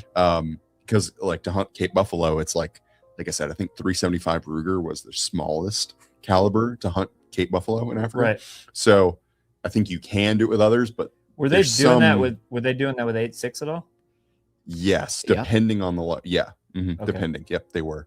But so 375 is like the standard, right? And so I'm thinking, oh, you kind of use long actions for most things, not just Cape Yeah. Buffalo, but also for kudu, for all these others. And they're like, no, like they had some Hornady guys out there who used 6 arc. And they were hunting Okay. with that out there. Yeah, Wow. they did. They did talk about that. That's right. I remember. Which, for those of you who know, like 6 arcs is like spicy 5.56. Yeah. Can I give some background on our Yeah. personal hunter? Yeah. So our personal hunter, his name was Ryan. He's done it for many, many years, and I'll leave the amount as specifics for the video. But he is like, when I say a hunter, like this dude might just be, he might have the best eyes of anybody I've ever seen in my life to spot things. He also has been doing it for a long enough time to see what works and what doesn't work in like a very granular way. Yeah. And he was talking up 6.5 actually. Yes, he was. He was saying that 6.5 was like his preferred caliber by far. Of course, he said, he grew up like most of us on 308. Yep. Some just about 51, and they're like, hey, this is the hunting caliber. This is the standard. And he's a native to But South Africa. once 6.5 came out, like not having to worry about wind as much, being able to defeat those like barriers to entry that most people were. Yeah. I also learned that like most people in Africa don't hunt past like 200 yards Oh, yeah, that blew my mind. with Nick. That's Nick like schooled us on that. He's like, guys, we're shooting out to I'm not going to spoil the longest shot because it was a good time, but hundreds of yards, like 500, just say what's around 500 yards. Yeah. That's crazy for hunting in Africa. He's like, most people, like if you talk to PHs there, have been doing this for decades. They'll tell you that your average range is like 100, 200 max, like absolute max. That's a long shot. And that was some of the shortest I range actually we think had. I got you having that conversation with Nick in a photo. I'm like, please tell me more. I'm amazed. I didn't shave for a while. I didn't trim for a while, so my beard was a little crazy there. No, Nick is awesome. Nick's an incredible hunter, incredible engineer, the mind behind the fix. Just awesome guy, good friend. But he educated us on that, blew my mind. So yeah, that like what you were saying, Zach agrees. I agree 100%. I was very surprised. Yeah, surprised by 6 arc. I was joking. It's not spicy 5.56. It's bigger than that, but you get the point. Like it's not what you would expect out of hunting. And here's a statement I thought was interesting. I figured Kevin would have y'all shooting exclusively 8.6, and I'm not gonna lie. When I first heard about everything, I thought that would be a thing too. Same. But Kevin's a very practical person. He's like, hey, what's the best? What's gonna work for this application specifically in this long action gun? Yeah. And 300 Win Mag was and 370 Yeah, 625 375 Ruger were the choices that they decided were the best and that they also knew how to make. Well, and let's talk about it. Like, why was the Megafix made? I don't know if you really answered that question. Nick said it a couple times. I know, I forgot. All right. So the reason the Megafix was made was because Kevin wanted to go elephant hunting, and he needed a gun to do that. And so most people, of course, they use like 500 nitro, a bunch of different stuff. And he was like, no, I want to use a Q gun. So Nick made the Megafix for him. And that was why they tested a lot of those calibers, like 375 Ruger, I think like the 9.3 Mauser that we were talking about earlier. Yeah. So that they could use those practically in hunting. Yes. And we got, man, a lot of people on Twitch are commenting. Thank you guys so much for being here on Twitch. A lot of times it's all YouTube. Yeah. And like one Rumble comment. Let's see. How do you guys feel about the recent return of 30 Luger and the availability of spicy fast rounds for AR-15 pistols? You want to start? I love 30 Luger. I don't know if anybody. I don't have that much experience with it, so That was going to be my answer. It's funny when you say recent return, because I've been using 30 Luger for a while, because I love shooting my Luger. That's like my favorite pistol. Yeah. Like, absolutely love it. And what is it? Privy Partisan PPU usually has great availability for 30 Luger. So I'm not sure if like there's more ammo manufacturers than I realize for 30 Luger coming out of the woodwork, but it's been around. Yeah. I just now looked at some of the photos that you sent. And I'm downloading them so I can there's some good show ones. them off a little bit, then we can talk about them. Is that me? That's you. Oh, I got a picture of you I did shooting. not think that was me. I thought I got in a video, but I couldn't send it to you, so I'm not sure if that was the video of you getting it. But Cody got everybody shooting. Yeah, I guess So he text him and he'll. I thought send it to he you. only got a couple people because I thought people were like, so the little platform we were on was not very big, so you couldn't have very many people up there. That was part of the problem. Mm-hmm. Yep. Did you see the guns one I sent you? Yes. Yeah. I'm gonna do that as well. It shows the difference between all three. Since I was talking about that, that's the 1,000-yard shot. That was really cool. Very proud of myself for that one, making that shot. Oh, click that. Which one? That one? Yep, that's that reply from the other guy. Yeah. CAC now has AR-15 barrels in 30 Luger. Wow. I did not see that. Yes, 9mm is based on 30 Luger, so they use the same bolt. Yeah, I mean that's why Yep. Luger 9mm Luger. Yeah, Yep. It's all coming from that, essentially. It's honestly hilarious how many gun designs historically have come from a designer going, I want a thing. But nobody Yep. makes it. Yeah, So I'll just make it it's myself. very true. So true. Oh, this is interesting. Won a South Africa hunt at Whitetails. I don't know what that is. Unlimited last year. We leave on the 31st. 11 of us are going. Should be a great time. Dude, Oh, that's awesome. awesome. Wait, you haven't gone yet? Yeah, Yeah, that's they're what on it the- sounds they're like. going, yeah, Dude, on the 31st. hopefully this gives you some sort of perspective that Yeah. That's awesome, dude. I would highly recommend. Tell us your situation. Like, what are you bringing to the hunt? Like, what caliber, all that stuff? What are you expecting, or if they're providing it? Just interested. I highly recommend if you're going to be hiking, which I assume you will be. Make sure you have long pants. Yeah. And like something And to cover your sleeve. arms a bit. What's funny is you say make sure you have long pants, but all the people who are like natives there, They're all wearing shorts. they're all wearing shorts. I mean, when you go work out for long enough, you build calluses on your hands. Yeah. It's kind of the same thing. I don't have calluses on my arms. I'm not gonna do that, but like half the PHs wear shorts. So I was like, all right, cool, man. I don't know Good for you. how. Good question. Did you guys carry sidearms or just long guns? Just long guns. Yeah. Again, we weren't in an area where we were fearful of a lot of predators. So Yeah. that wasn't necessarily a huge thing. Of any kind of predator, really. There was the scariest thing. I think the most predatory animal there is a Cape buffalo, and they said they can charge. In fact, actually, where we were staying, the cabin we were staying in, there was this rut that Cape buffalo sometimes like to go through. Yeah. So they said when you go to breakfast in the morning, it's pitch black because we wake up at like 5:30, like 6 a.m. Yeah. So pitch black. So make sure you always have a light, and so that you can see if there's Cape buffalo or not. Oh god. Yeah. I actually have a nighttime shot. So real quick, let's talk about the trails that we went on, because there was a couple times. I mean, I'm not like a super experienced off-road or anything like that, but I feel like I got some cojones when it comes to driving off-road. They're in blue Rivian what color. what he's saying is he hits the gas on his power wheels.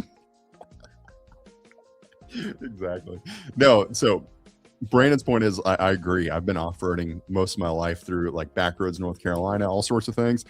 It is totally different. Boy, is it its own experience in South Africa. It is crazy. And I have not really been scared while driving in a car in a long time. Not since I was a kid, and I was afraid of driving off a bridge on accident or something like that. But we are going up these mountains. Let me get a picture up here for you real quick, just that way you can have some sort of perspective. Where to go? Doing well, J-Lac. Hope you are too. I think this is probably, I'm going to show this one again, the best perspective picture. Oh, it's already up here. Sorry, I should have been more prepared with that story. There you go. Add to stage. Perfect. So you're going up these mountains, and you go probably 100 yards distance-wise in straight line, and that is the bottom to the top of the mountain. You're going from about sea level, maybe like a 2,000, 1,000 feet, up to 5. Easily 5,000, and that's kind of where they capped out, was about 5,000, right? Something like that. Yeah, it was 5,600, something like that. Yeah. So Jason has altitude sickness, so we figured out and the your elevation was. your cars Yeah. can't just go up a hill like that. So you kind of do a lot of these narrow roads. Now you probably have about 6 inches of road on either side of your tire. Huge.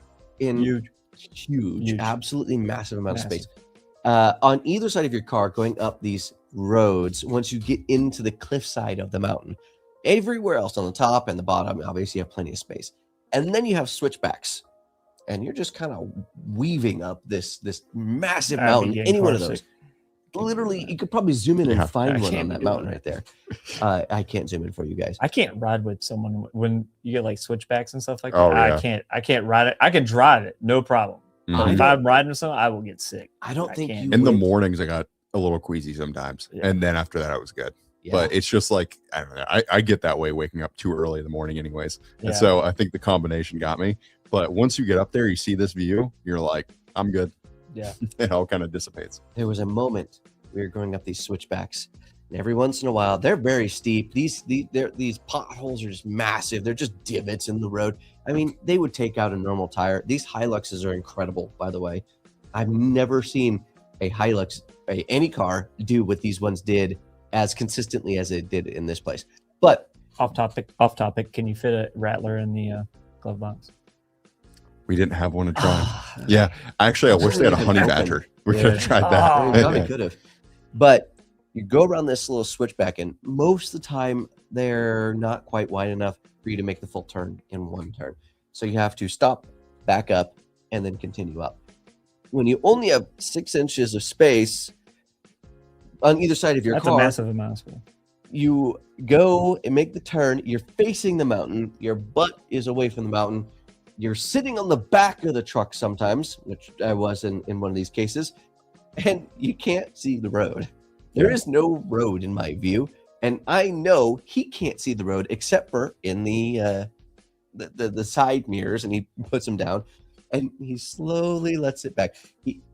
There was one time we were going up around, and the car stalled out, and we slid back just a little bit.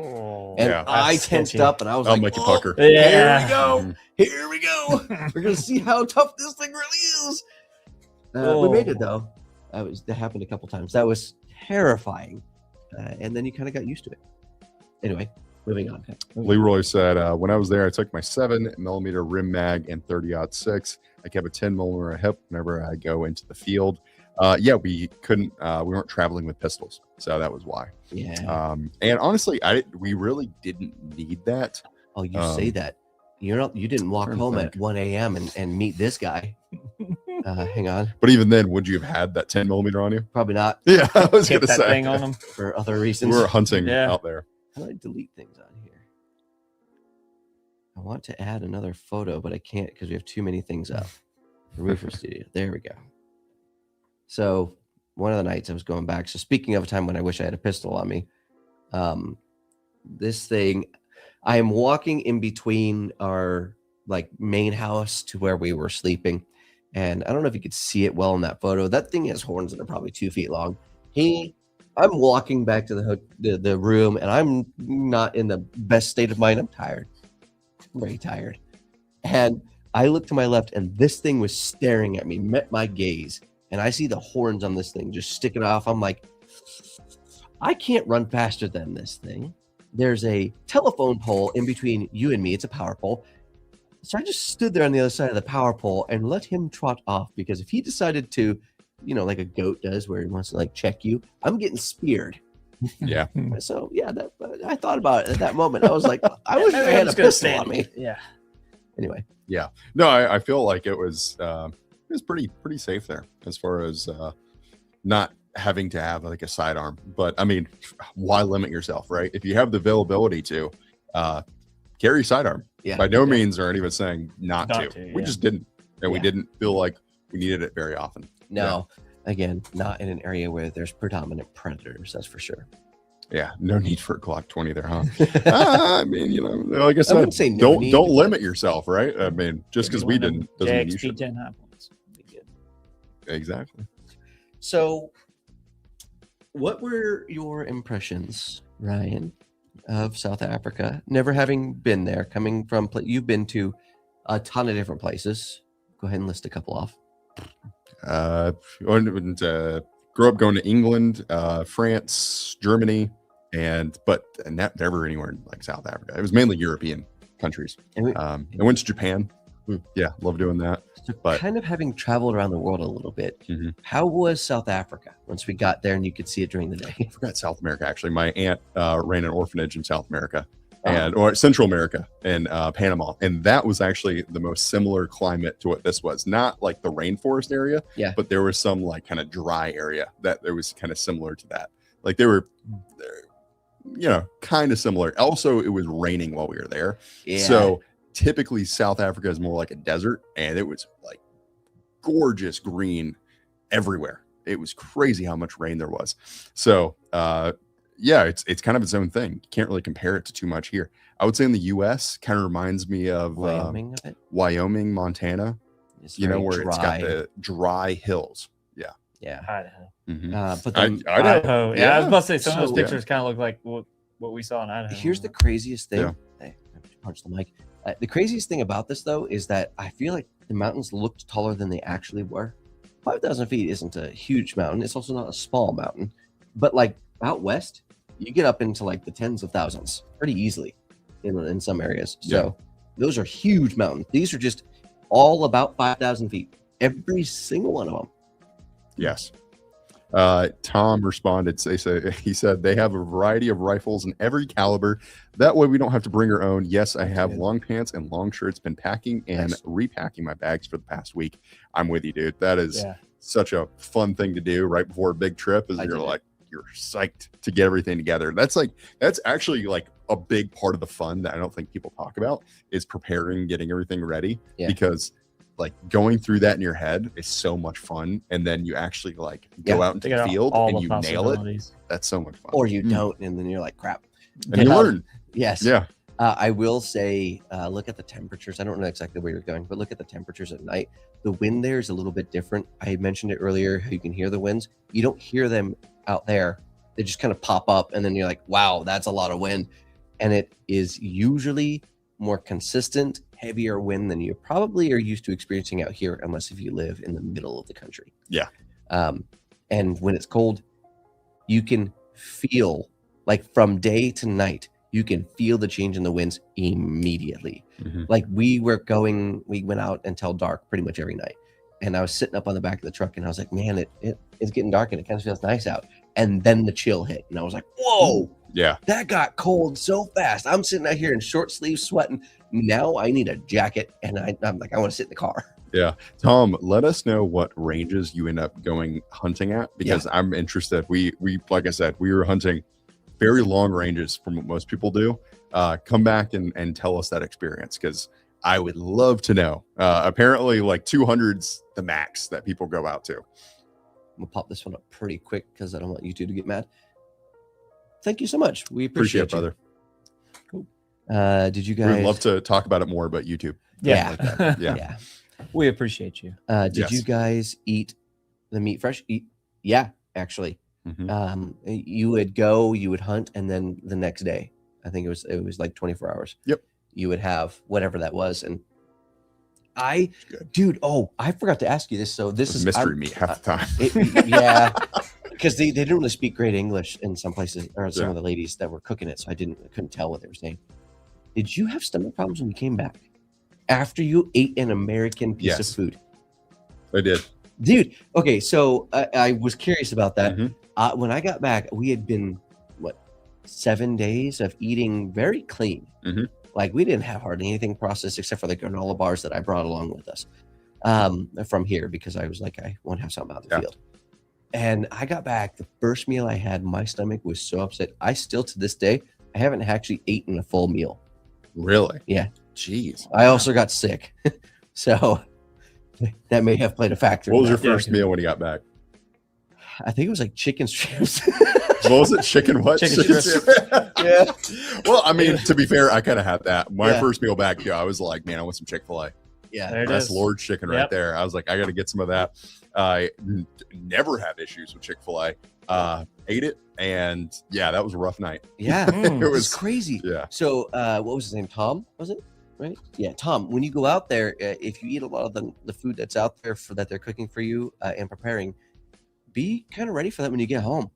I didn't realize just how processed everything was here until I went out there, and it wasn't. Yeah. And then I got back. Wild turn of it. I'm still adjusting to that. Insane. Tore my stomach up. Robert said, looks like northern New Mexico to me. We were out past there, and it was also very similar to northern New Mexico. That kind of general area of the U.S. where it just kind of, it's not quite West Coast. Yeah. And then going from south to north, I mean, it's pretty much that region that you'll see. I'm just throwing up some of these photos again so you can kind of see it. What? Let's see, quick one, Zach's coming. Zach, there you go.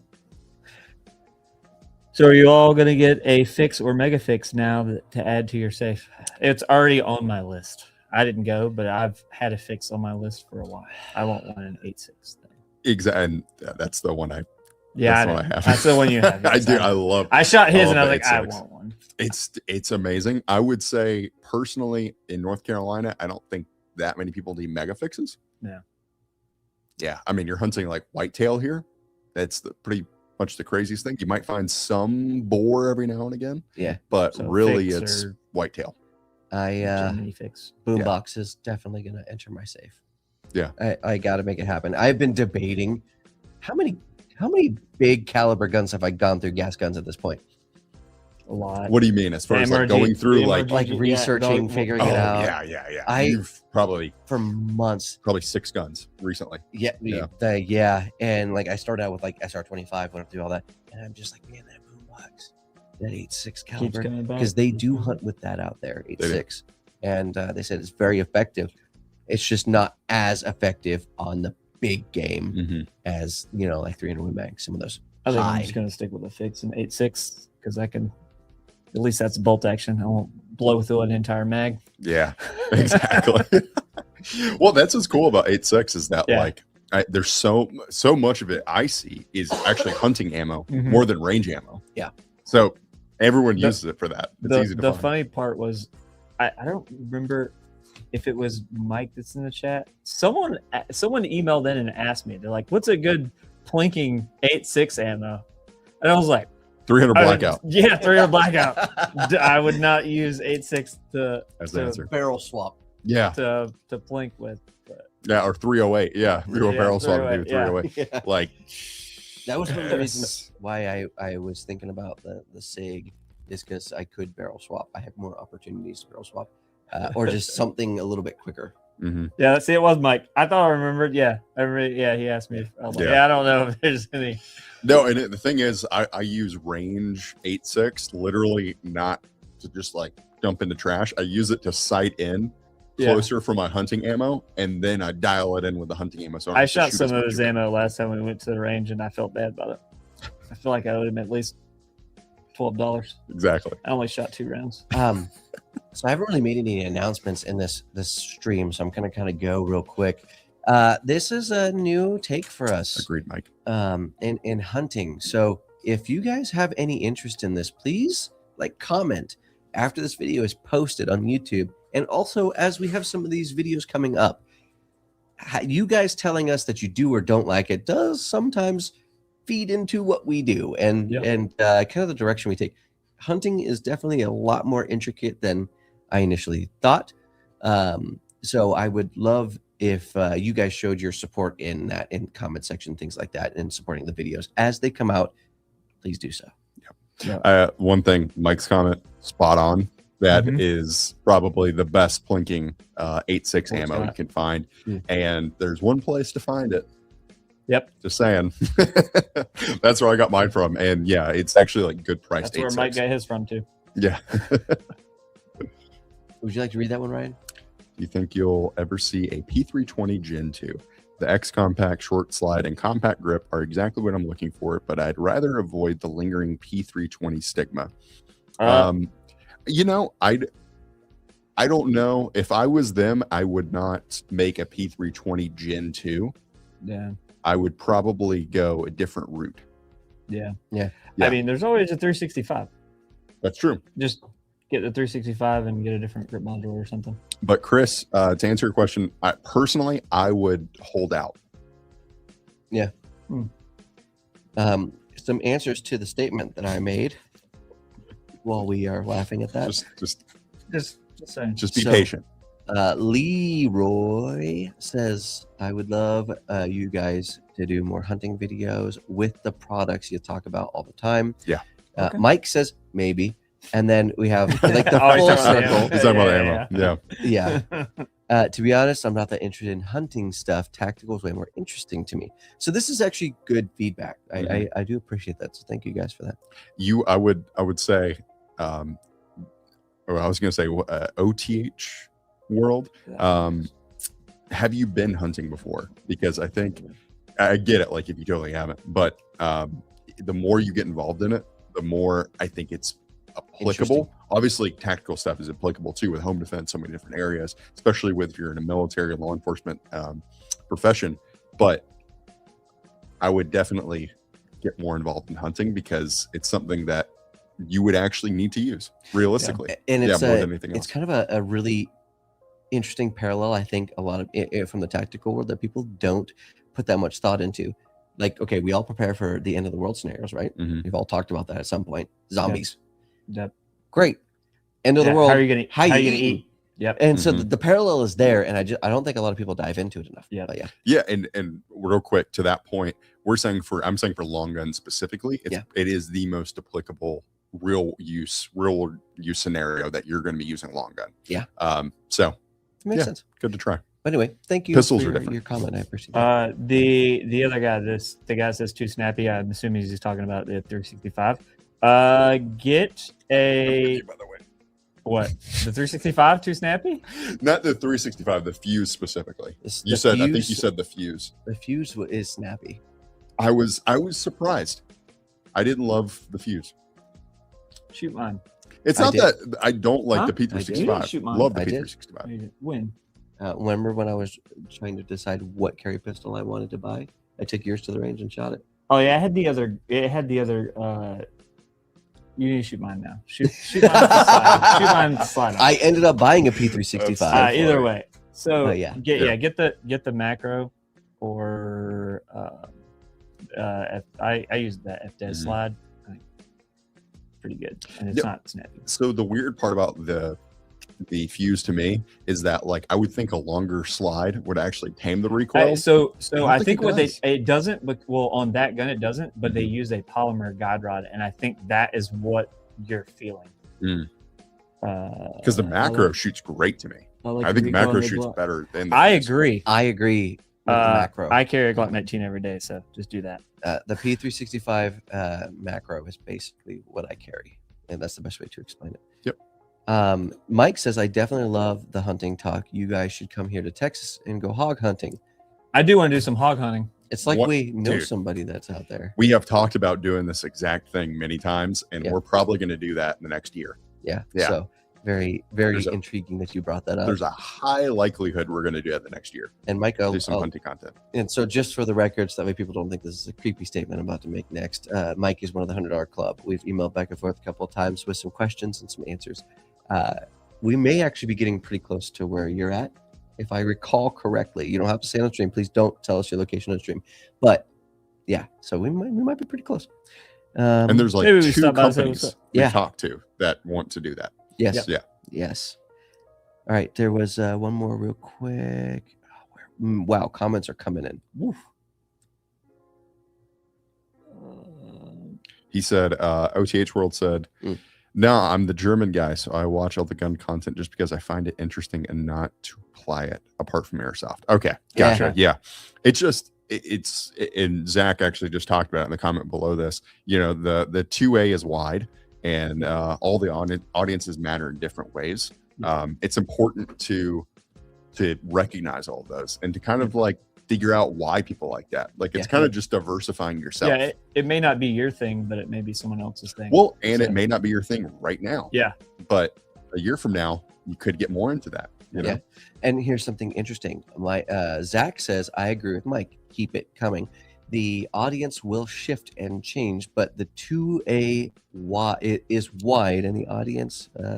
audiences matter. Thank All you. the audiences matter. Yeah, and there's obviously a big, there's a pretty big gap in most circles between the hunting and tactical side. Mhm. But in reality, I think that gap is closing year after year. Yeah. I think we're seeing less of that. Mhm. And down the road, we might see a lot less of that. It feels a little bit to me like tactical is the cool thing that gets you into the gun world. Yeah. If you didn't grow up hunting, and then hunting is kind of like an evolution of that. It's like a what's the Pokemon that goes into 3 different Pokemon? Eevee. Eevee. It's like evolution. It's like Yep. an evolution. You don't know exactly which branch you're going to go down, like military or. All hunting. comes back to 1990s Pokemon. Yep. All right. So Wow. Crunchy Taco said, how to beat the P320 stigma. Buy a Yes. YC9. Yeet cannon. You can. That's it right there. Let's do it. That's all you need. You know what's funny? I had never heard the yeet cannon called the YC. I almost asked what it was. Oh, yeah. So, yeah, Yeah. I think it started out actually as the YC9. No, so it was they shortened it to YC9. Yeah. With the Gen 2.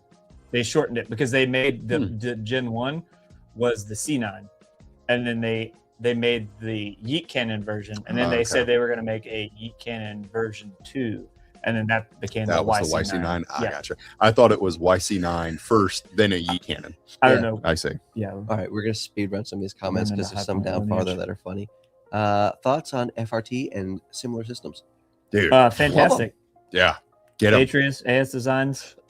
Get them. And Absolutely. Before they change their mind. Yeah. No, seriously. No, I mean, okay. So let's talk about that. So Brandon said before they change their mind, as in like politicians figure out like maybe they should take away FRTs, make them Like they did with less braces and available, things, like you they know? did with bump stocks, like they did with so many other things.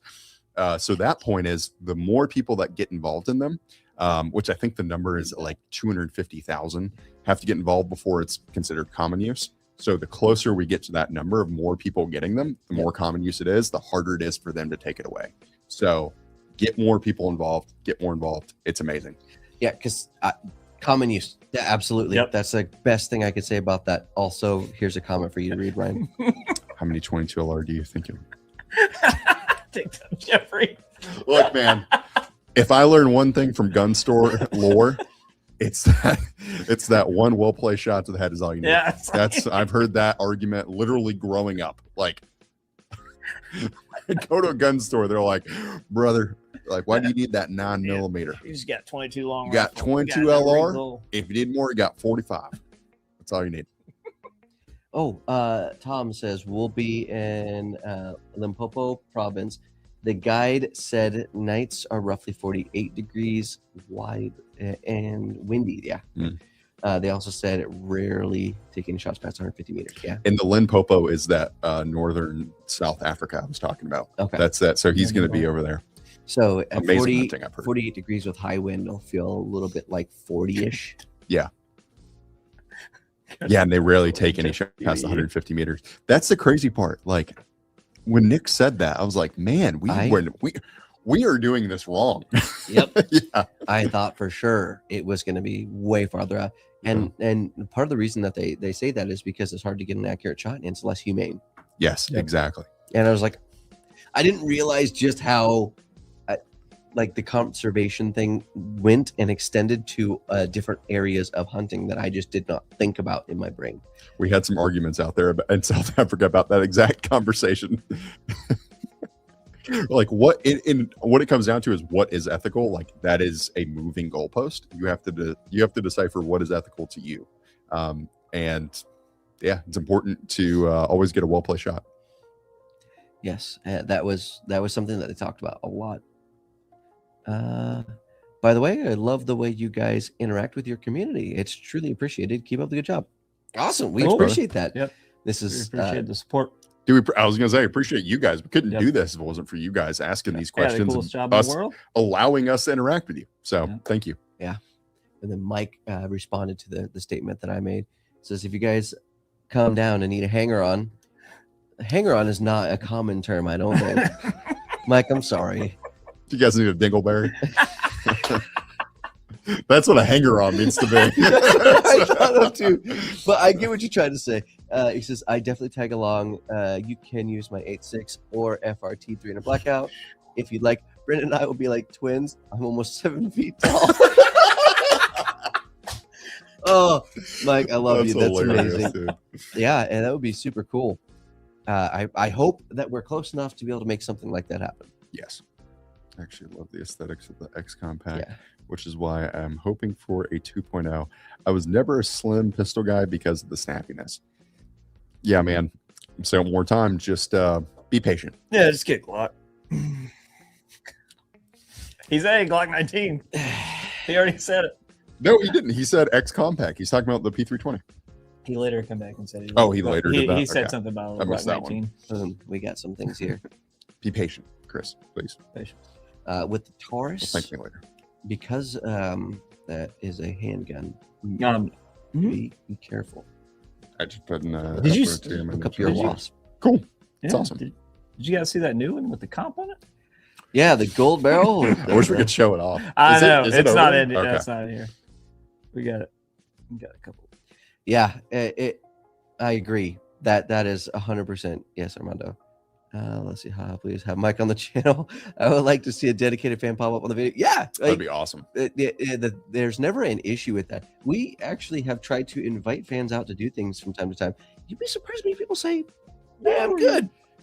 You know what? Actually, would you guys want to do that? Would you guys want to have like some kind of like day where we did something like that? You could see what I did there with that. Yeah.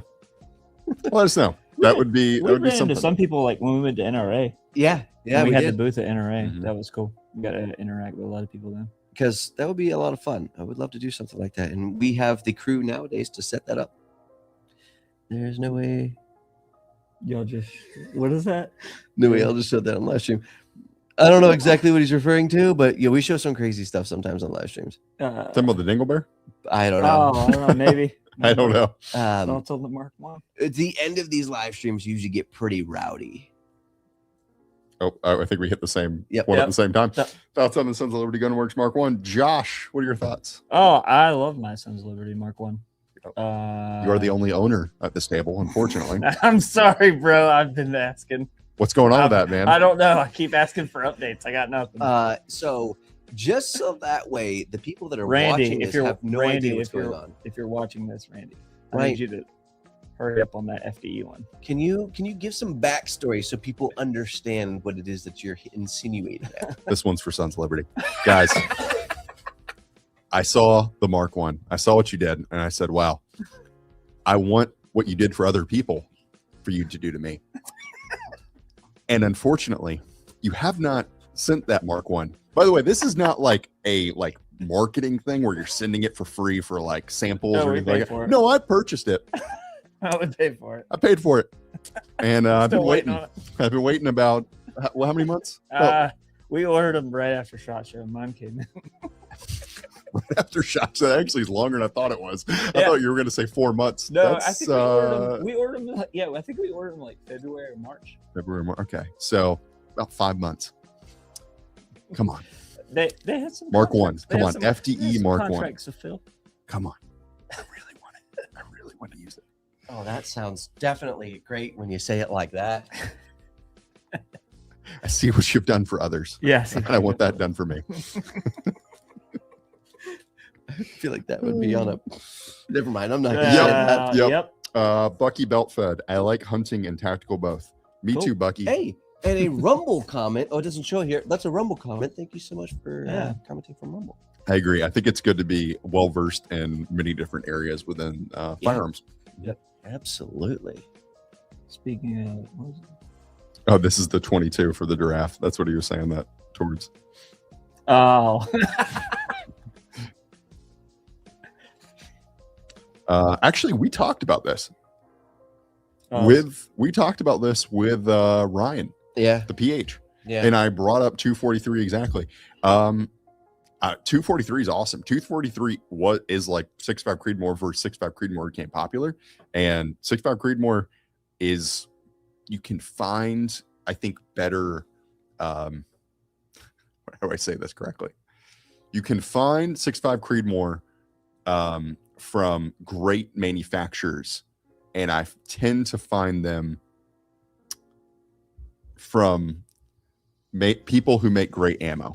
And that's what I'll say. It is what I like about 6.5 Creedmoor over 243.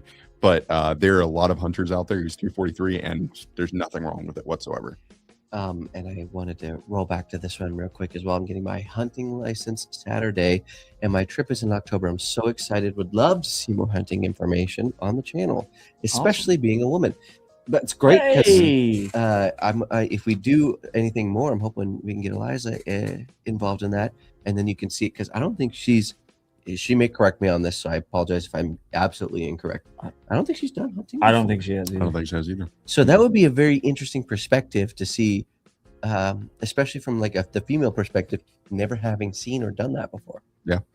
Agreed. Also, Crunchy Taco says, take the show on the road, swing by Nebraska. I'm with you, dude. But here's some of my favorite ones. I drive to North Carolina for a classic firearms range day. Oh boy. And Zach also Zach said the same thing.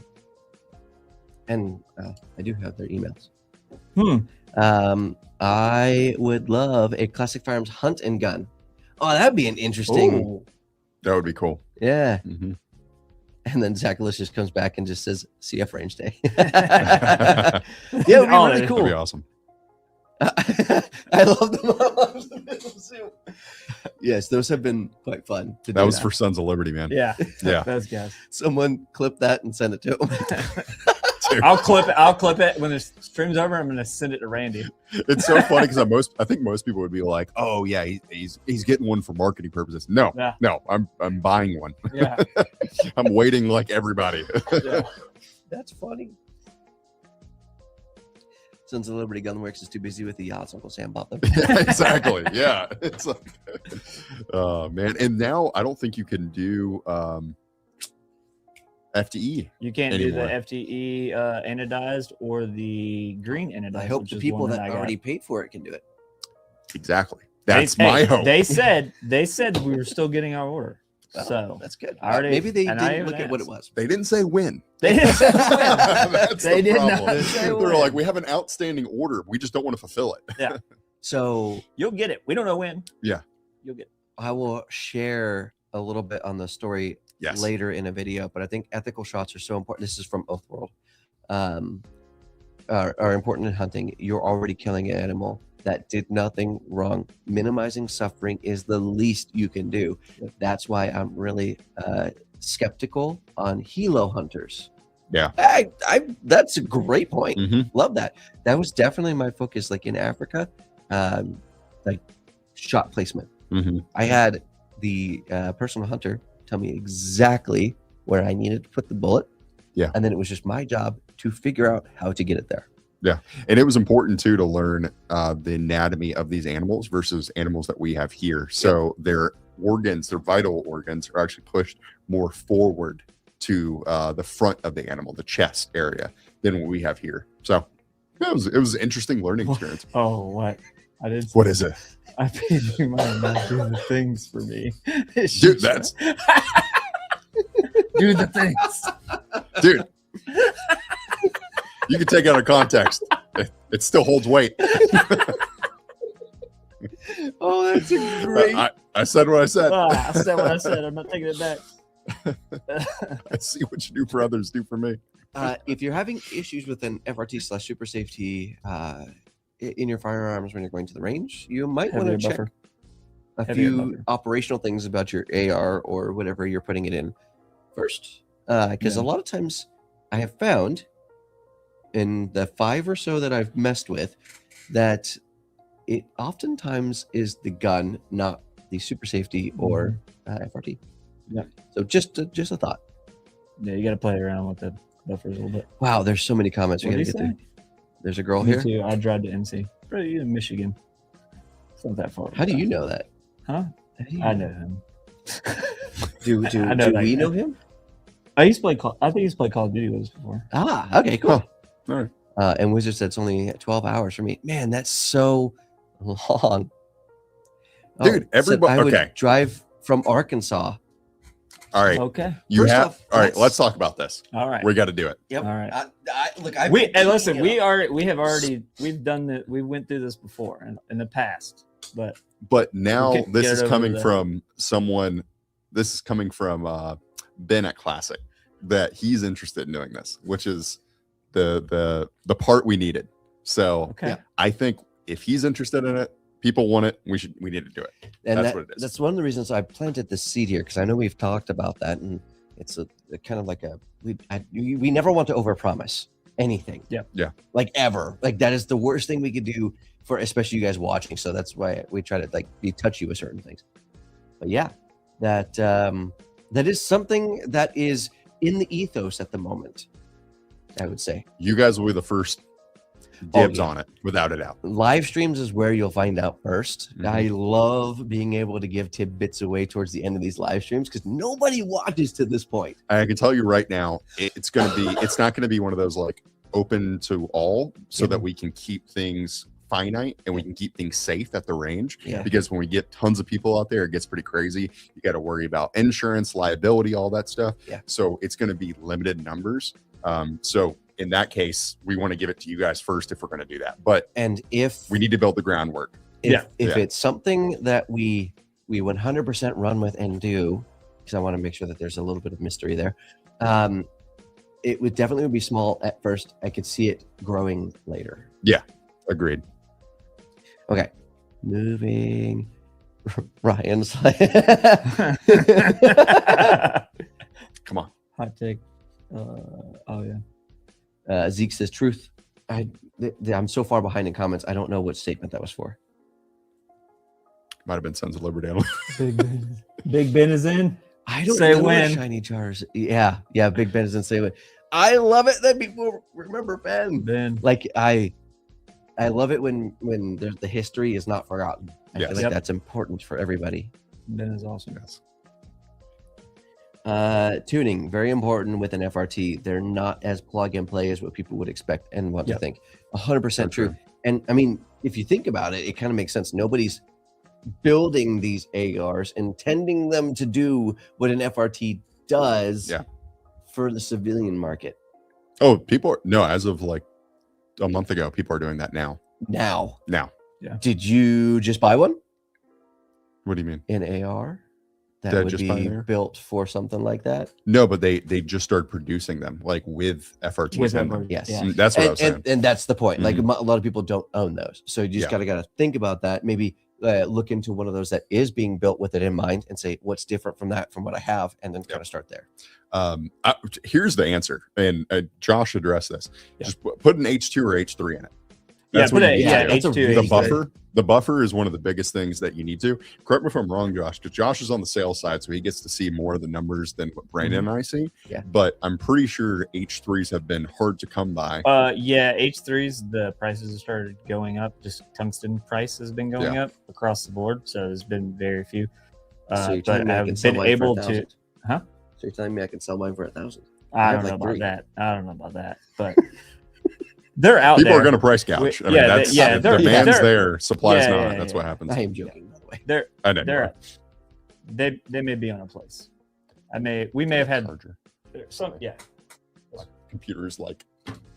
Almost there. Oh, where's my There's keyboard? even better. There's a better one. Here. Yeah. Take that one. Just take that one. All right. It says so this is the person I think you said you know. I know someone close that I'd love to do a range day. Oh yeah. I'm watching at this point, and we love you for that. Thank you so much for being here. I have a fun story for the end of the stream. Boo, safety, boo. Thanks for spoiling everything, Mom. Got some vendors and a whole CF fan meet and greet. Yeah, we And have shootout T-South. We'll have would be T-South nice. swing by, do some demos. Dude, that's so true. Kaya would do it in a heartbeat. I know he would. For those of you You're right who down the street. don't know, who haven't heard, Kaya, when he left, went to T-Sauce Mhm. and is doing that as the owner of T-Sauce USA, right? Yeah, Yes. CEO? CEO of One of those. T-Sauce USA. $100 club first. Ooh. For the rain. Oh stand. yeah, no, Oh. that's good. That No, well, here's the deal. We should Right. just make it to live, like Yeah, we'll whatever make subset we have, we should make it to live stream first, because those are the people who are like the most dedicated. Everything else, Yeah. like it's going to be a finite number. Unfortunately, it just has to be. It's the nature of the beast. For right now. yes. I yes. What's funny is I didn't used to watch the live streams, but I would watch CF videos drop whenever I didn't work for CF a long time ago, like 3 years ago. And I would oftentimes like save them to my watch list and watch them because I worked at Costco, and I would do 15 minutes, 30 minutes, and 15 minutes because that's the breaks I got during the shift. And I would pause it, continue, eat, watch while watching it, pause, and then go to the next break.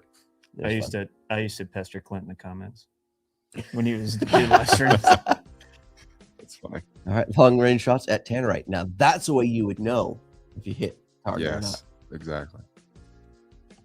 My computer is going super slow, so you're going to have to pull up the comments. Yeah, I'm just kind of going through a lot of these real quick. We're getting to Hey, the man. last comments, guys. So if you have anything to talk about, whether that be hunting or just anything, we're here to talk about all of it. Just throw them in right now. It's your last chance to do that. Zeke was the first.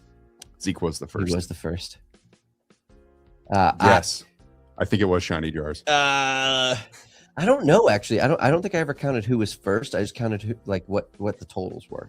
I'm with Zeke. I do think it was Shiny Jars, and then Zeke immediately responded, and we were like, "Whoa!" Like we were blown away. Who cares? You don't have to the pick point up is, Kaya and Georgie lives in we Charlotte. appreciate you. It doesn't Exactly. matter who's first. Yes.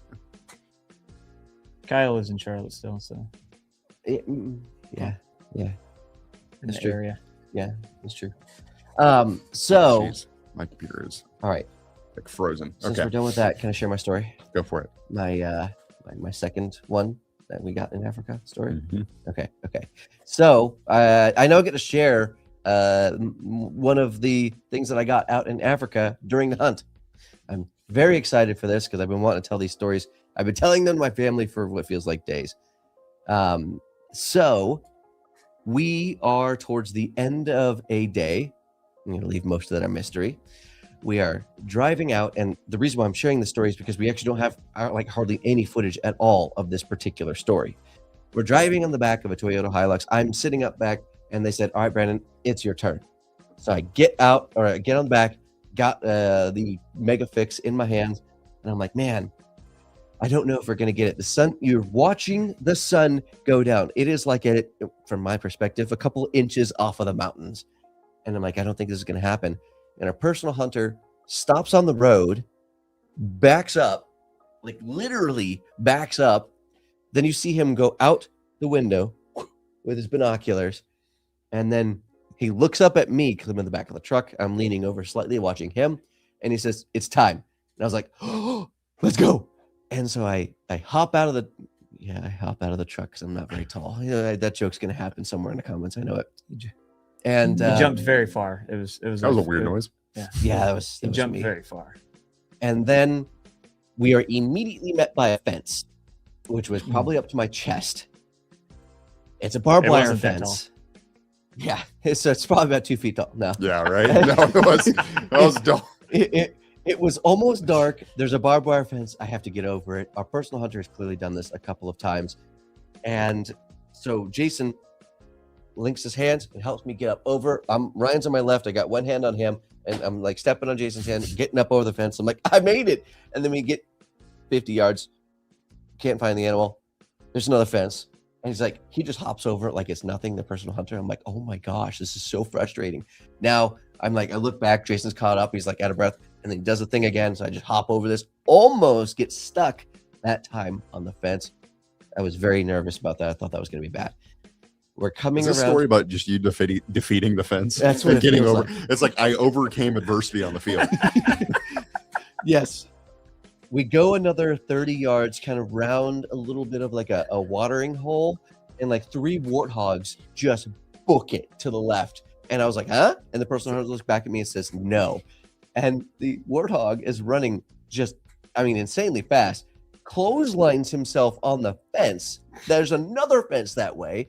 And he literally does this like whoop and lands on his back and then gets up and keeps running. Poor And Pumbaa. my personal hunter looks back at me and just chuckles. And I was like, ow, that looked like it hurt. And that thing just kept running. I was like, okay, I guess he's not hurt. We come around that the watering hole the rest Simone of the way. was yelling at him from afar. He's like, "You idiots! You idiot!" That would be the worst Lion King So Lion King 2.5 is what they called it, or 1.5. Remember that back in the day? Yes. We come around the watering hole probably about another 20 or 30 yards. So we've not really gone like a super long distance, but it's pretty quick. This all happened very quickly.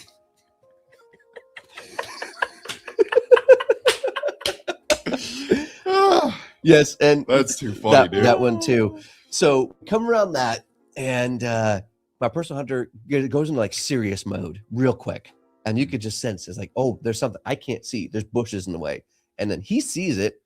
He starts pulling out the tripod, sets it down. I'm like, that's freaking tall. And then I look over, I see the animal, and then I look back at him. I look up at the tripod. I start adjusting the tripod. He starts adjusting the tripod, lowers it down so I can, get there. I get up on the tripod. Puppies.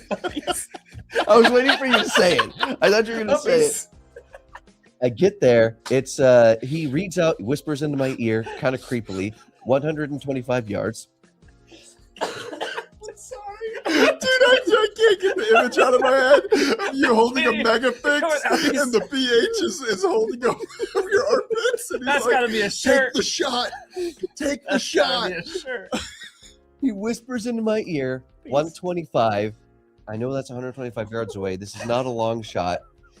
The parallax on the gun that I had was at 325 yards, so I'm quickly adjusting it down. The animal turns, perfect like portrait, bends down backwards.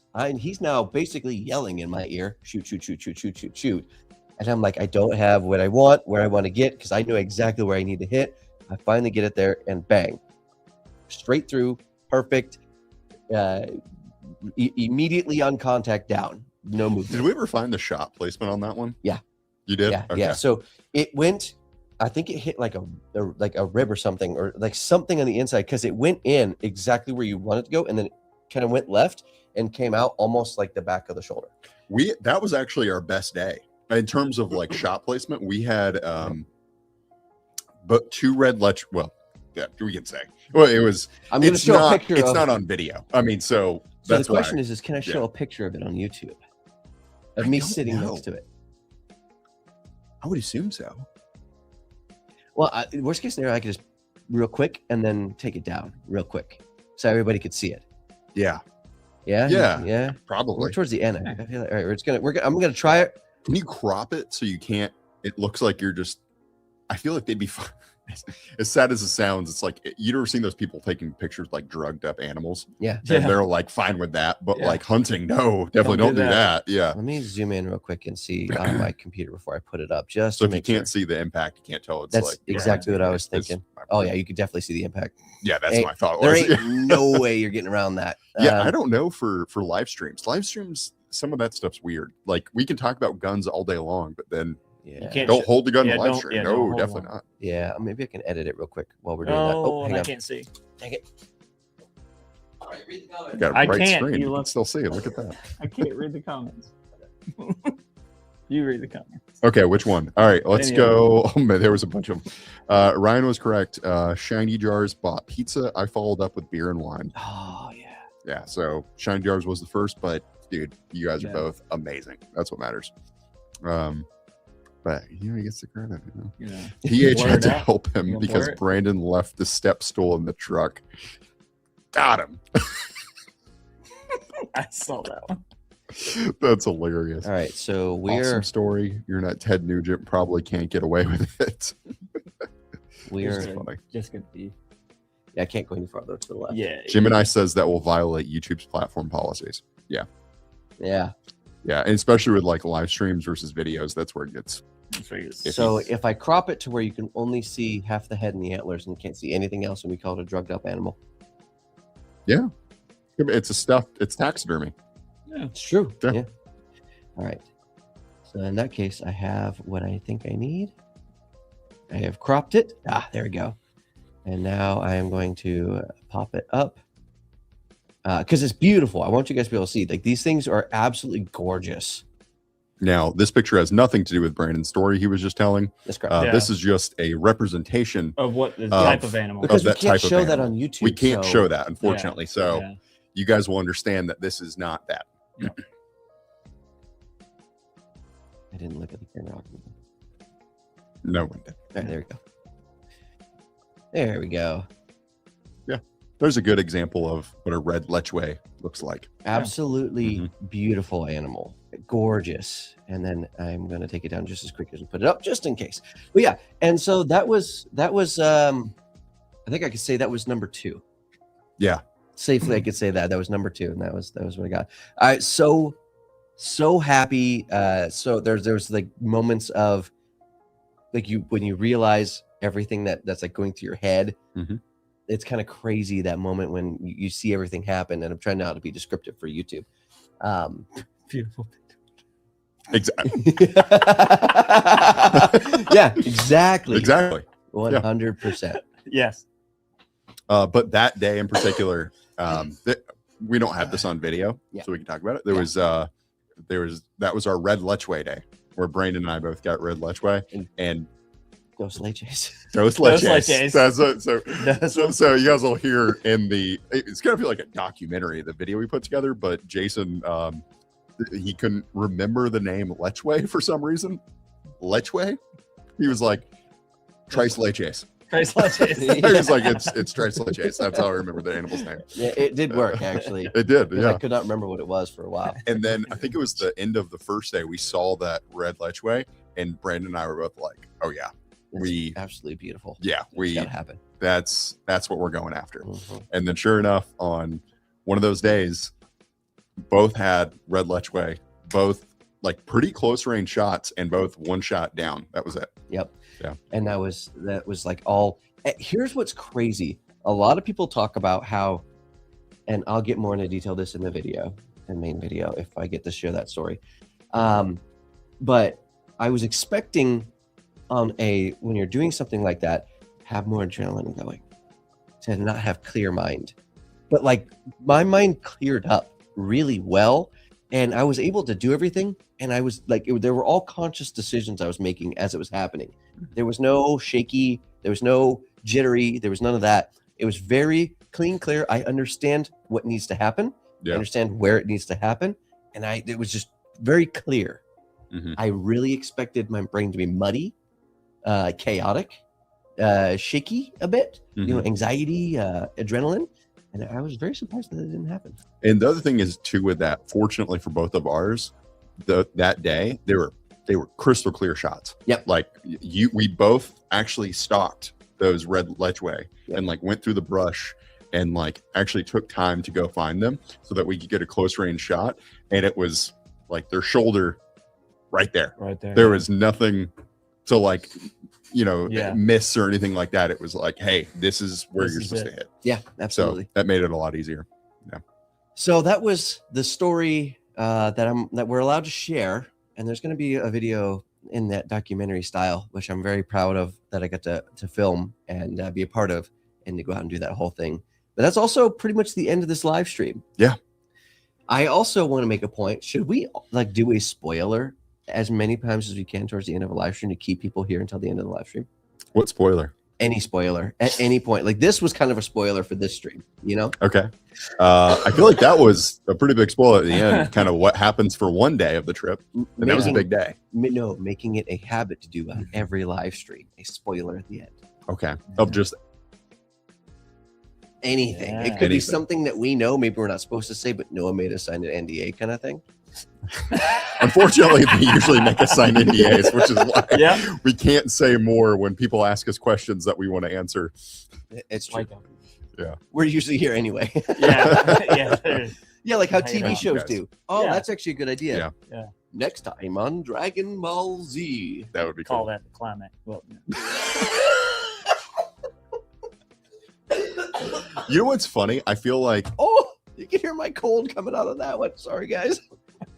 what's weird is I feel like if we did a good job of showing some like previews of what's to come, if we're holding guns in the video that we're not live streaming, would that be fine? You get what I'm saying? We're holding the guns in the preview for that video that we're showing. If it's a pre-recorded video and you can prove it, yes. And that's the hard part. That's what I'm getting at. So because I have it as an MP3 or MP4, sorry.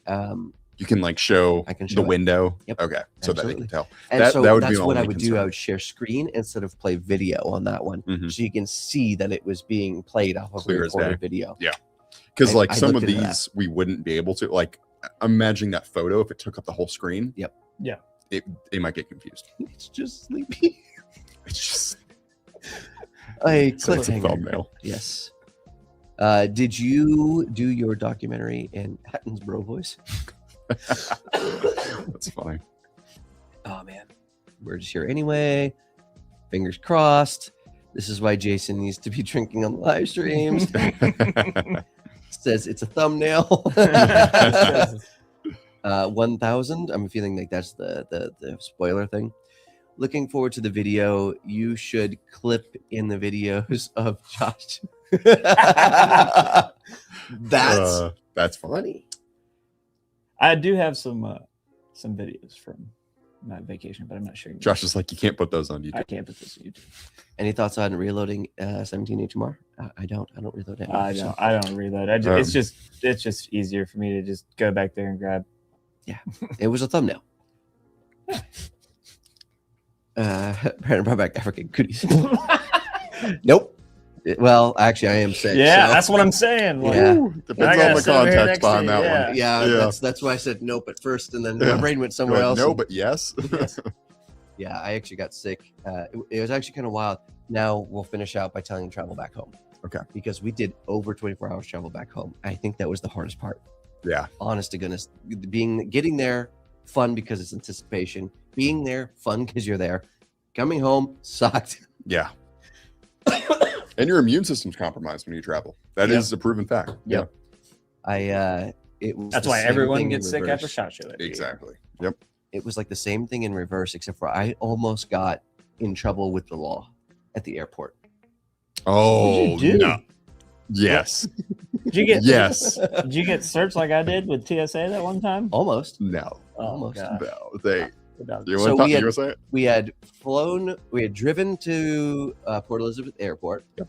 We were going through security. Well, if you keep a shell in your pocket on accident and you go through security, they eventually find it. Mm-hmm. And so this lady found it. Was it a loaded, empty one? It was an empty one, It was yeah. empty shell. And the lady started talking to me and she started asking me all sorts of questions. And I was like, what? She goes to my bag. She finds someone that was in a pocket of a previous pair of pants I was wearing. I'm like, crap. And so I just started saying, photographer. She doesn't speak English very well. She's trying to ask me if I was hunting, what I was doing, why we were here, where's our license. She asked that question probably 2 or 3 times. And then Ryan walks in. Oh yeah, and she's like, she's giving Brandon a bit of a shakedown, and not the good kind. Not the And he's like, well, His what pants are like bigger. what am I supposed to do? Because she's asking for these like licenses. She's like, hey, do you have a hunting license? Do you have this? Anything for this round? And kind of like what we were just talking about with that photo. Yep. I'm like, you don't have context behind this round, Yeah. so you can use that to your advantage. Yep. What do you mean? What do you mean this is his round? And she's like, oh, I found it in his bag. Oh, that was from the hunting trip we were on. Oh, but he was shooting. No, he wasn't shooting. We were taking video, and we were taking video of all this stuff. And she's like, well, like, where's your license? Where's their license if you're filming? Well, we don't have one. We're filming. We're just doing that. This is not, he did not necessarily shoot that. And she's like, okay, type of deal. And by the way, like, so that everyone has context here, you don't have to show them your hunting license to do that. Like, this is their property that we were going to and hunting.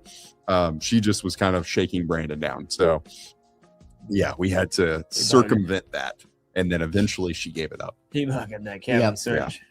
And I thought for sure for a minute there was a few seconds where I was like, I might actually be stuck here for a bit. Yeah.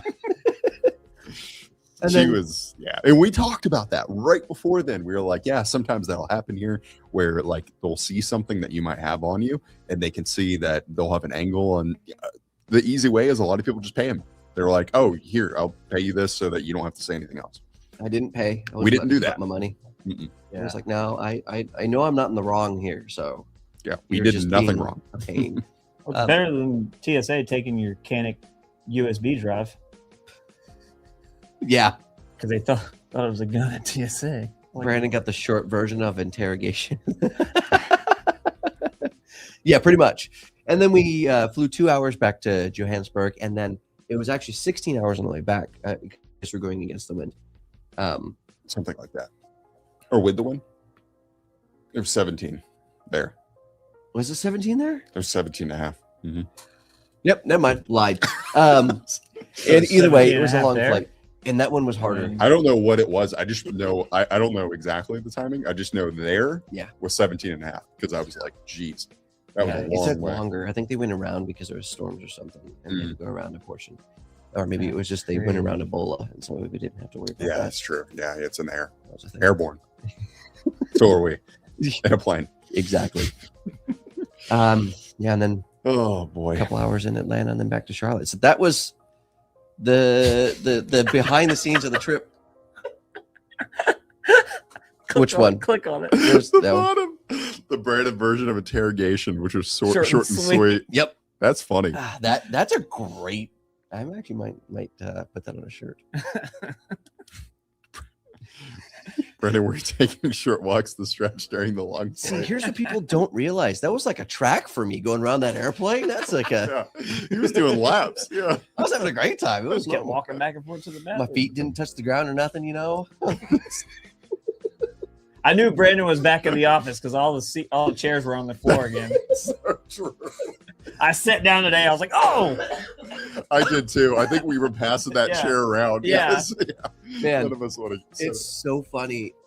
So I do put the chairs down pretty low to sit, but I don't actually need them to be that low. I have just built this habit of messing with everybody. When I first started working here, I would go run it almost I first picked one chair a day, and then now I do it to like most of the chairs in the office. I'll go shorten them all the way to the bottom. so his feet can touch the floor." Hey, thank you, Zach, for showing up. We appreciate See you, you. We're pretty Thanks, much done here anyway. Yeah, I was going to say Yeah. we are. But Brandon and I are not done for the night, by the way. Yep. If anybody knows what happens behind the scenes, we have to get B-roll sometimes, which means we're going to my house to get home defense B-roll. And When you say it I like had- that, I know, I it had to lead up. sounds amazing. I had to give it a little anticipation Yeah, before the Build great it up. reward, you know. So no, we're gonna do B-roll for home defense at my house, and we're gonna use some Ring doorbell stuff, and it's gonna be pretty cool. Yeah. I'm gonna go play some Call of Duty or I wish. Battlefield 6. All right. Well, I wish. any final thoughts on anything, Josh? No, I think you guys had a fun trip. It sounds like. I wish I Amazing. did not want to go. I don't have any interest in going outside the country. It's just I don't You know. have no interest. No interest. I don't know why. I just have no interest. But I think one thing That'd a be lot of cool. Europeans don't realize is how big the U.S. is, and you Yeah. can go to pretty much like every region, like there's geographical region of the world within Yeah. the U.S. Pretty much. what was that? BF6 stream starts at what time? Lifted him upside down You and shook out his lunch money. That's funny. You can add me. Okay. Ryan, any final thoughts? I'm dying. Fox. Man, like I'm just so thankful to be able to talk to you guys about this on stream and to say that we were there to go to South Africa, and I want to thank you first of all for Ah, yes. allowing us to do that. We are beyond blessed to be able to do this and to talk to you guys about this, and it's just awesome to have this community. We're able to talk through this and kind of come together. Yeah. And it just feels good. Yep. You know. It does. I appreciate being able to go do that once in a lifetime thing that I probably will never get to do again in my life, and I'm extremely thankful. That is one thing I'm jelly of because it is something that's cool and Yeah. something you'll always remember. So, I Lucky do. is an understatement Oh yeah. when it comes to that. I'm also sorry, I was reading some of the comments. Yeah. But yeah, very It's funny. thankful, and I'm thankful to have to be able to have this platform, live stream, to be able to set the stuff up, for everybody to be able to come together and enjoy some stories. I think that's amazing. So I appreciate you guys so much. Life is short. Go get it. I'm gonna go through a couple comments. If there's a CF range, I'll make sure to wear a. Thanks, y'all. Thanks, guys. All right, guys. Thank you so much. Have a great night. God bless. Stay safe.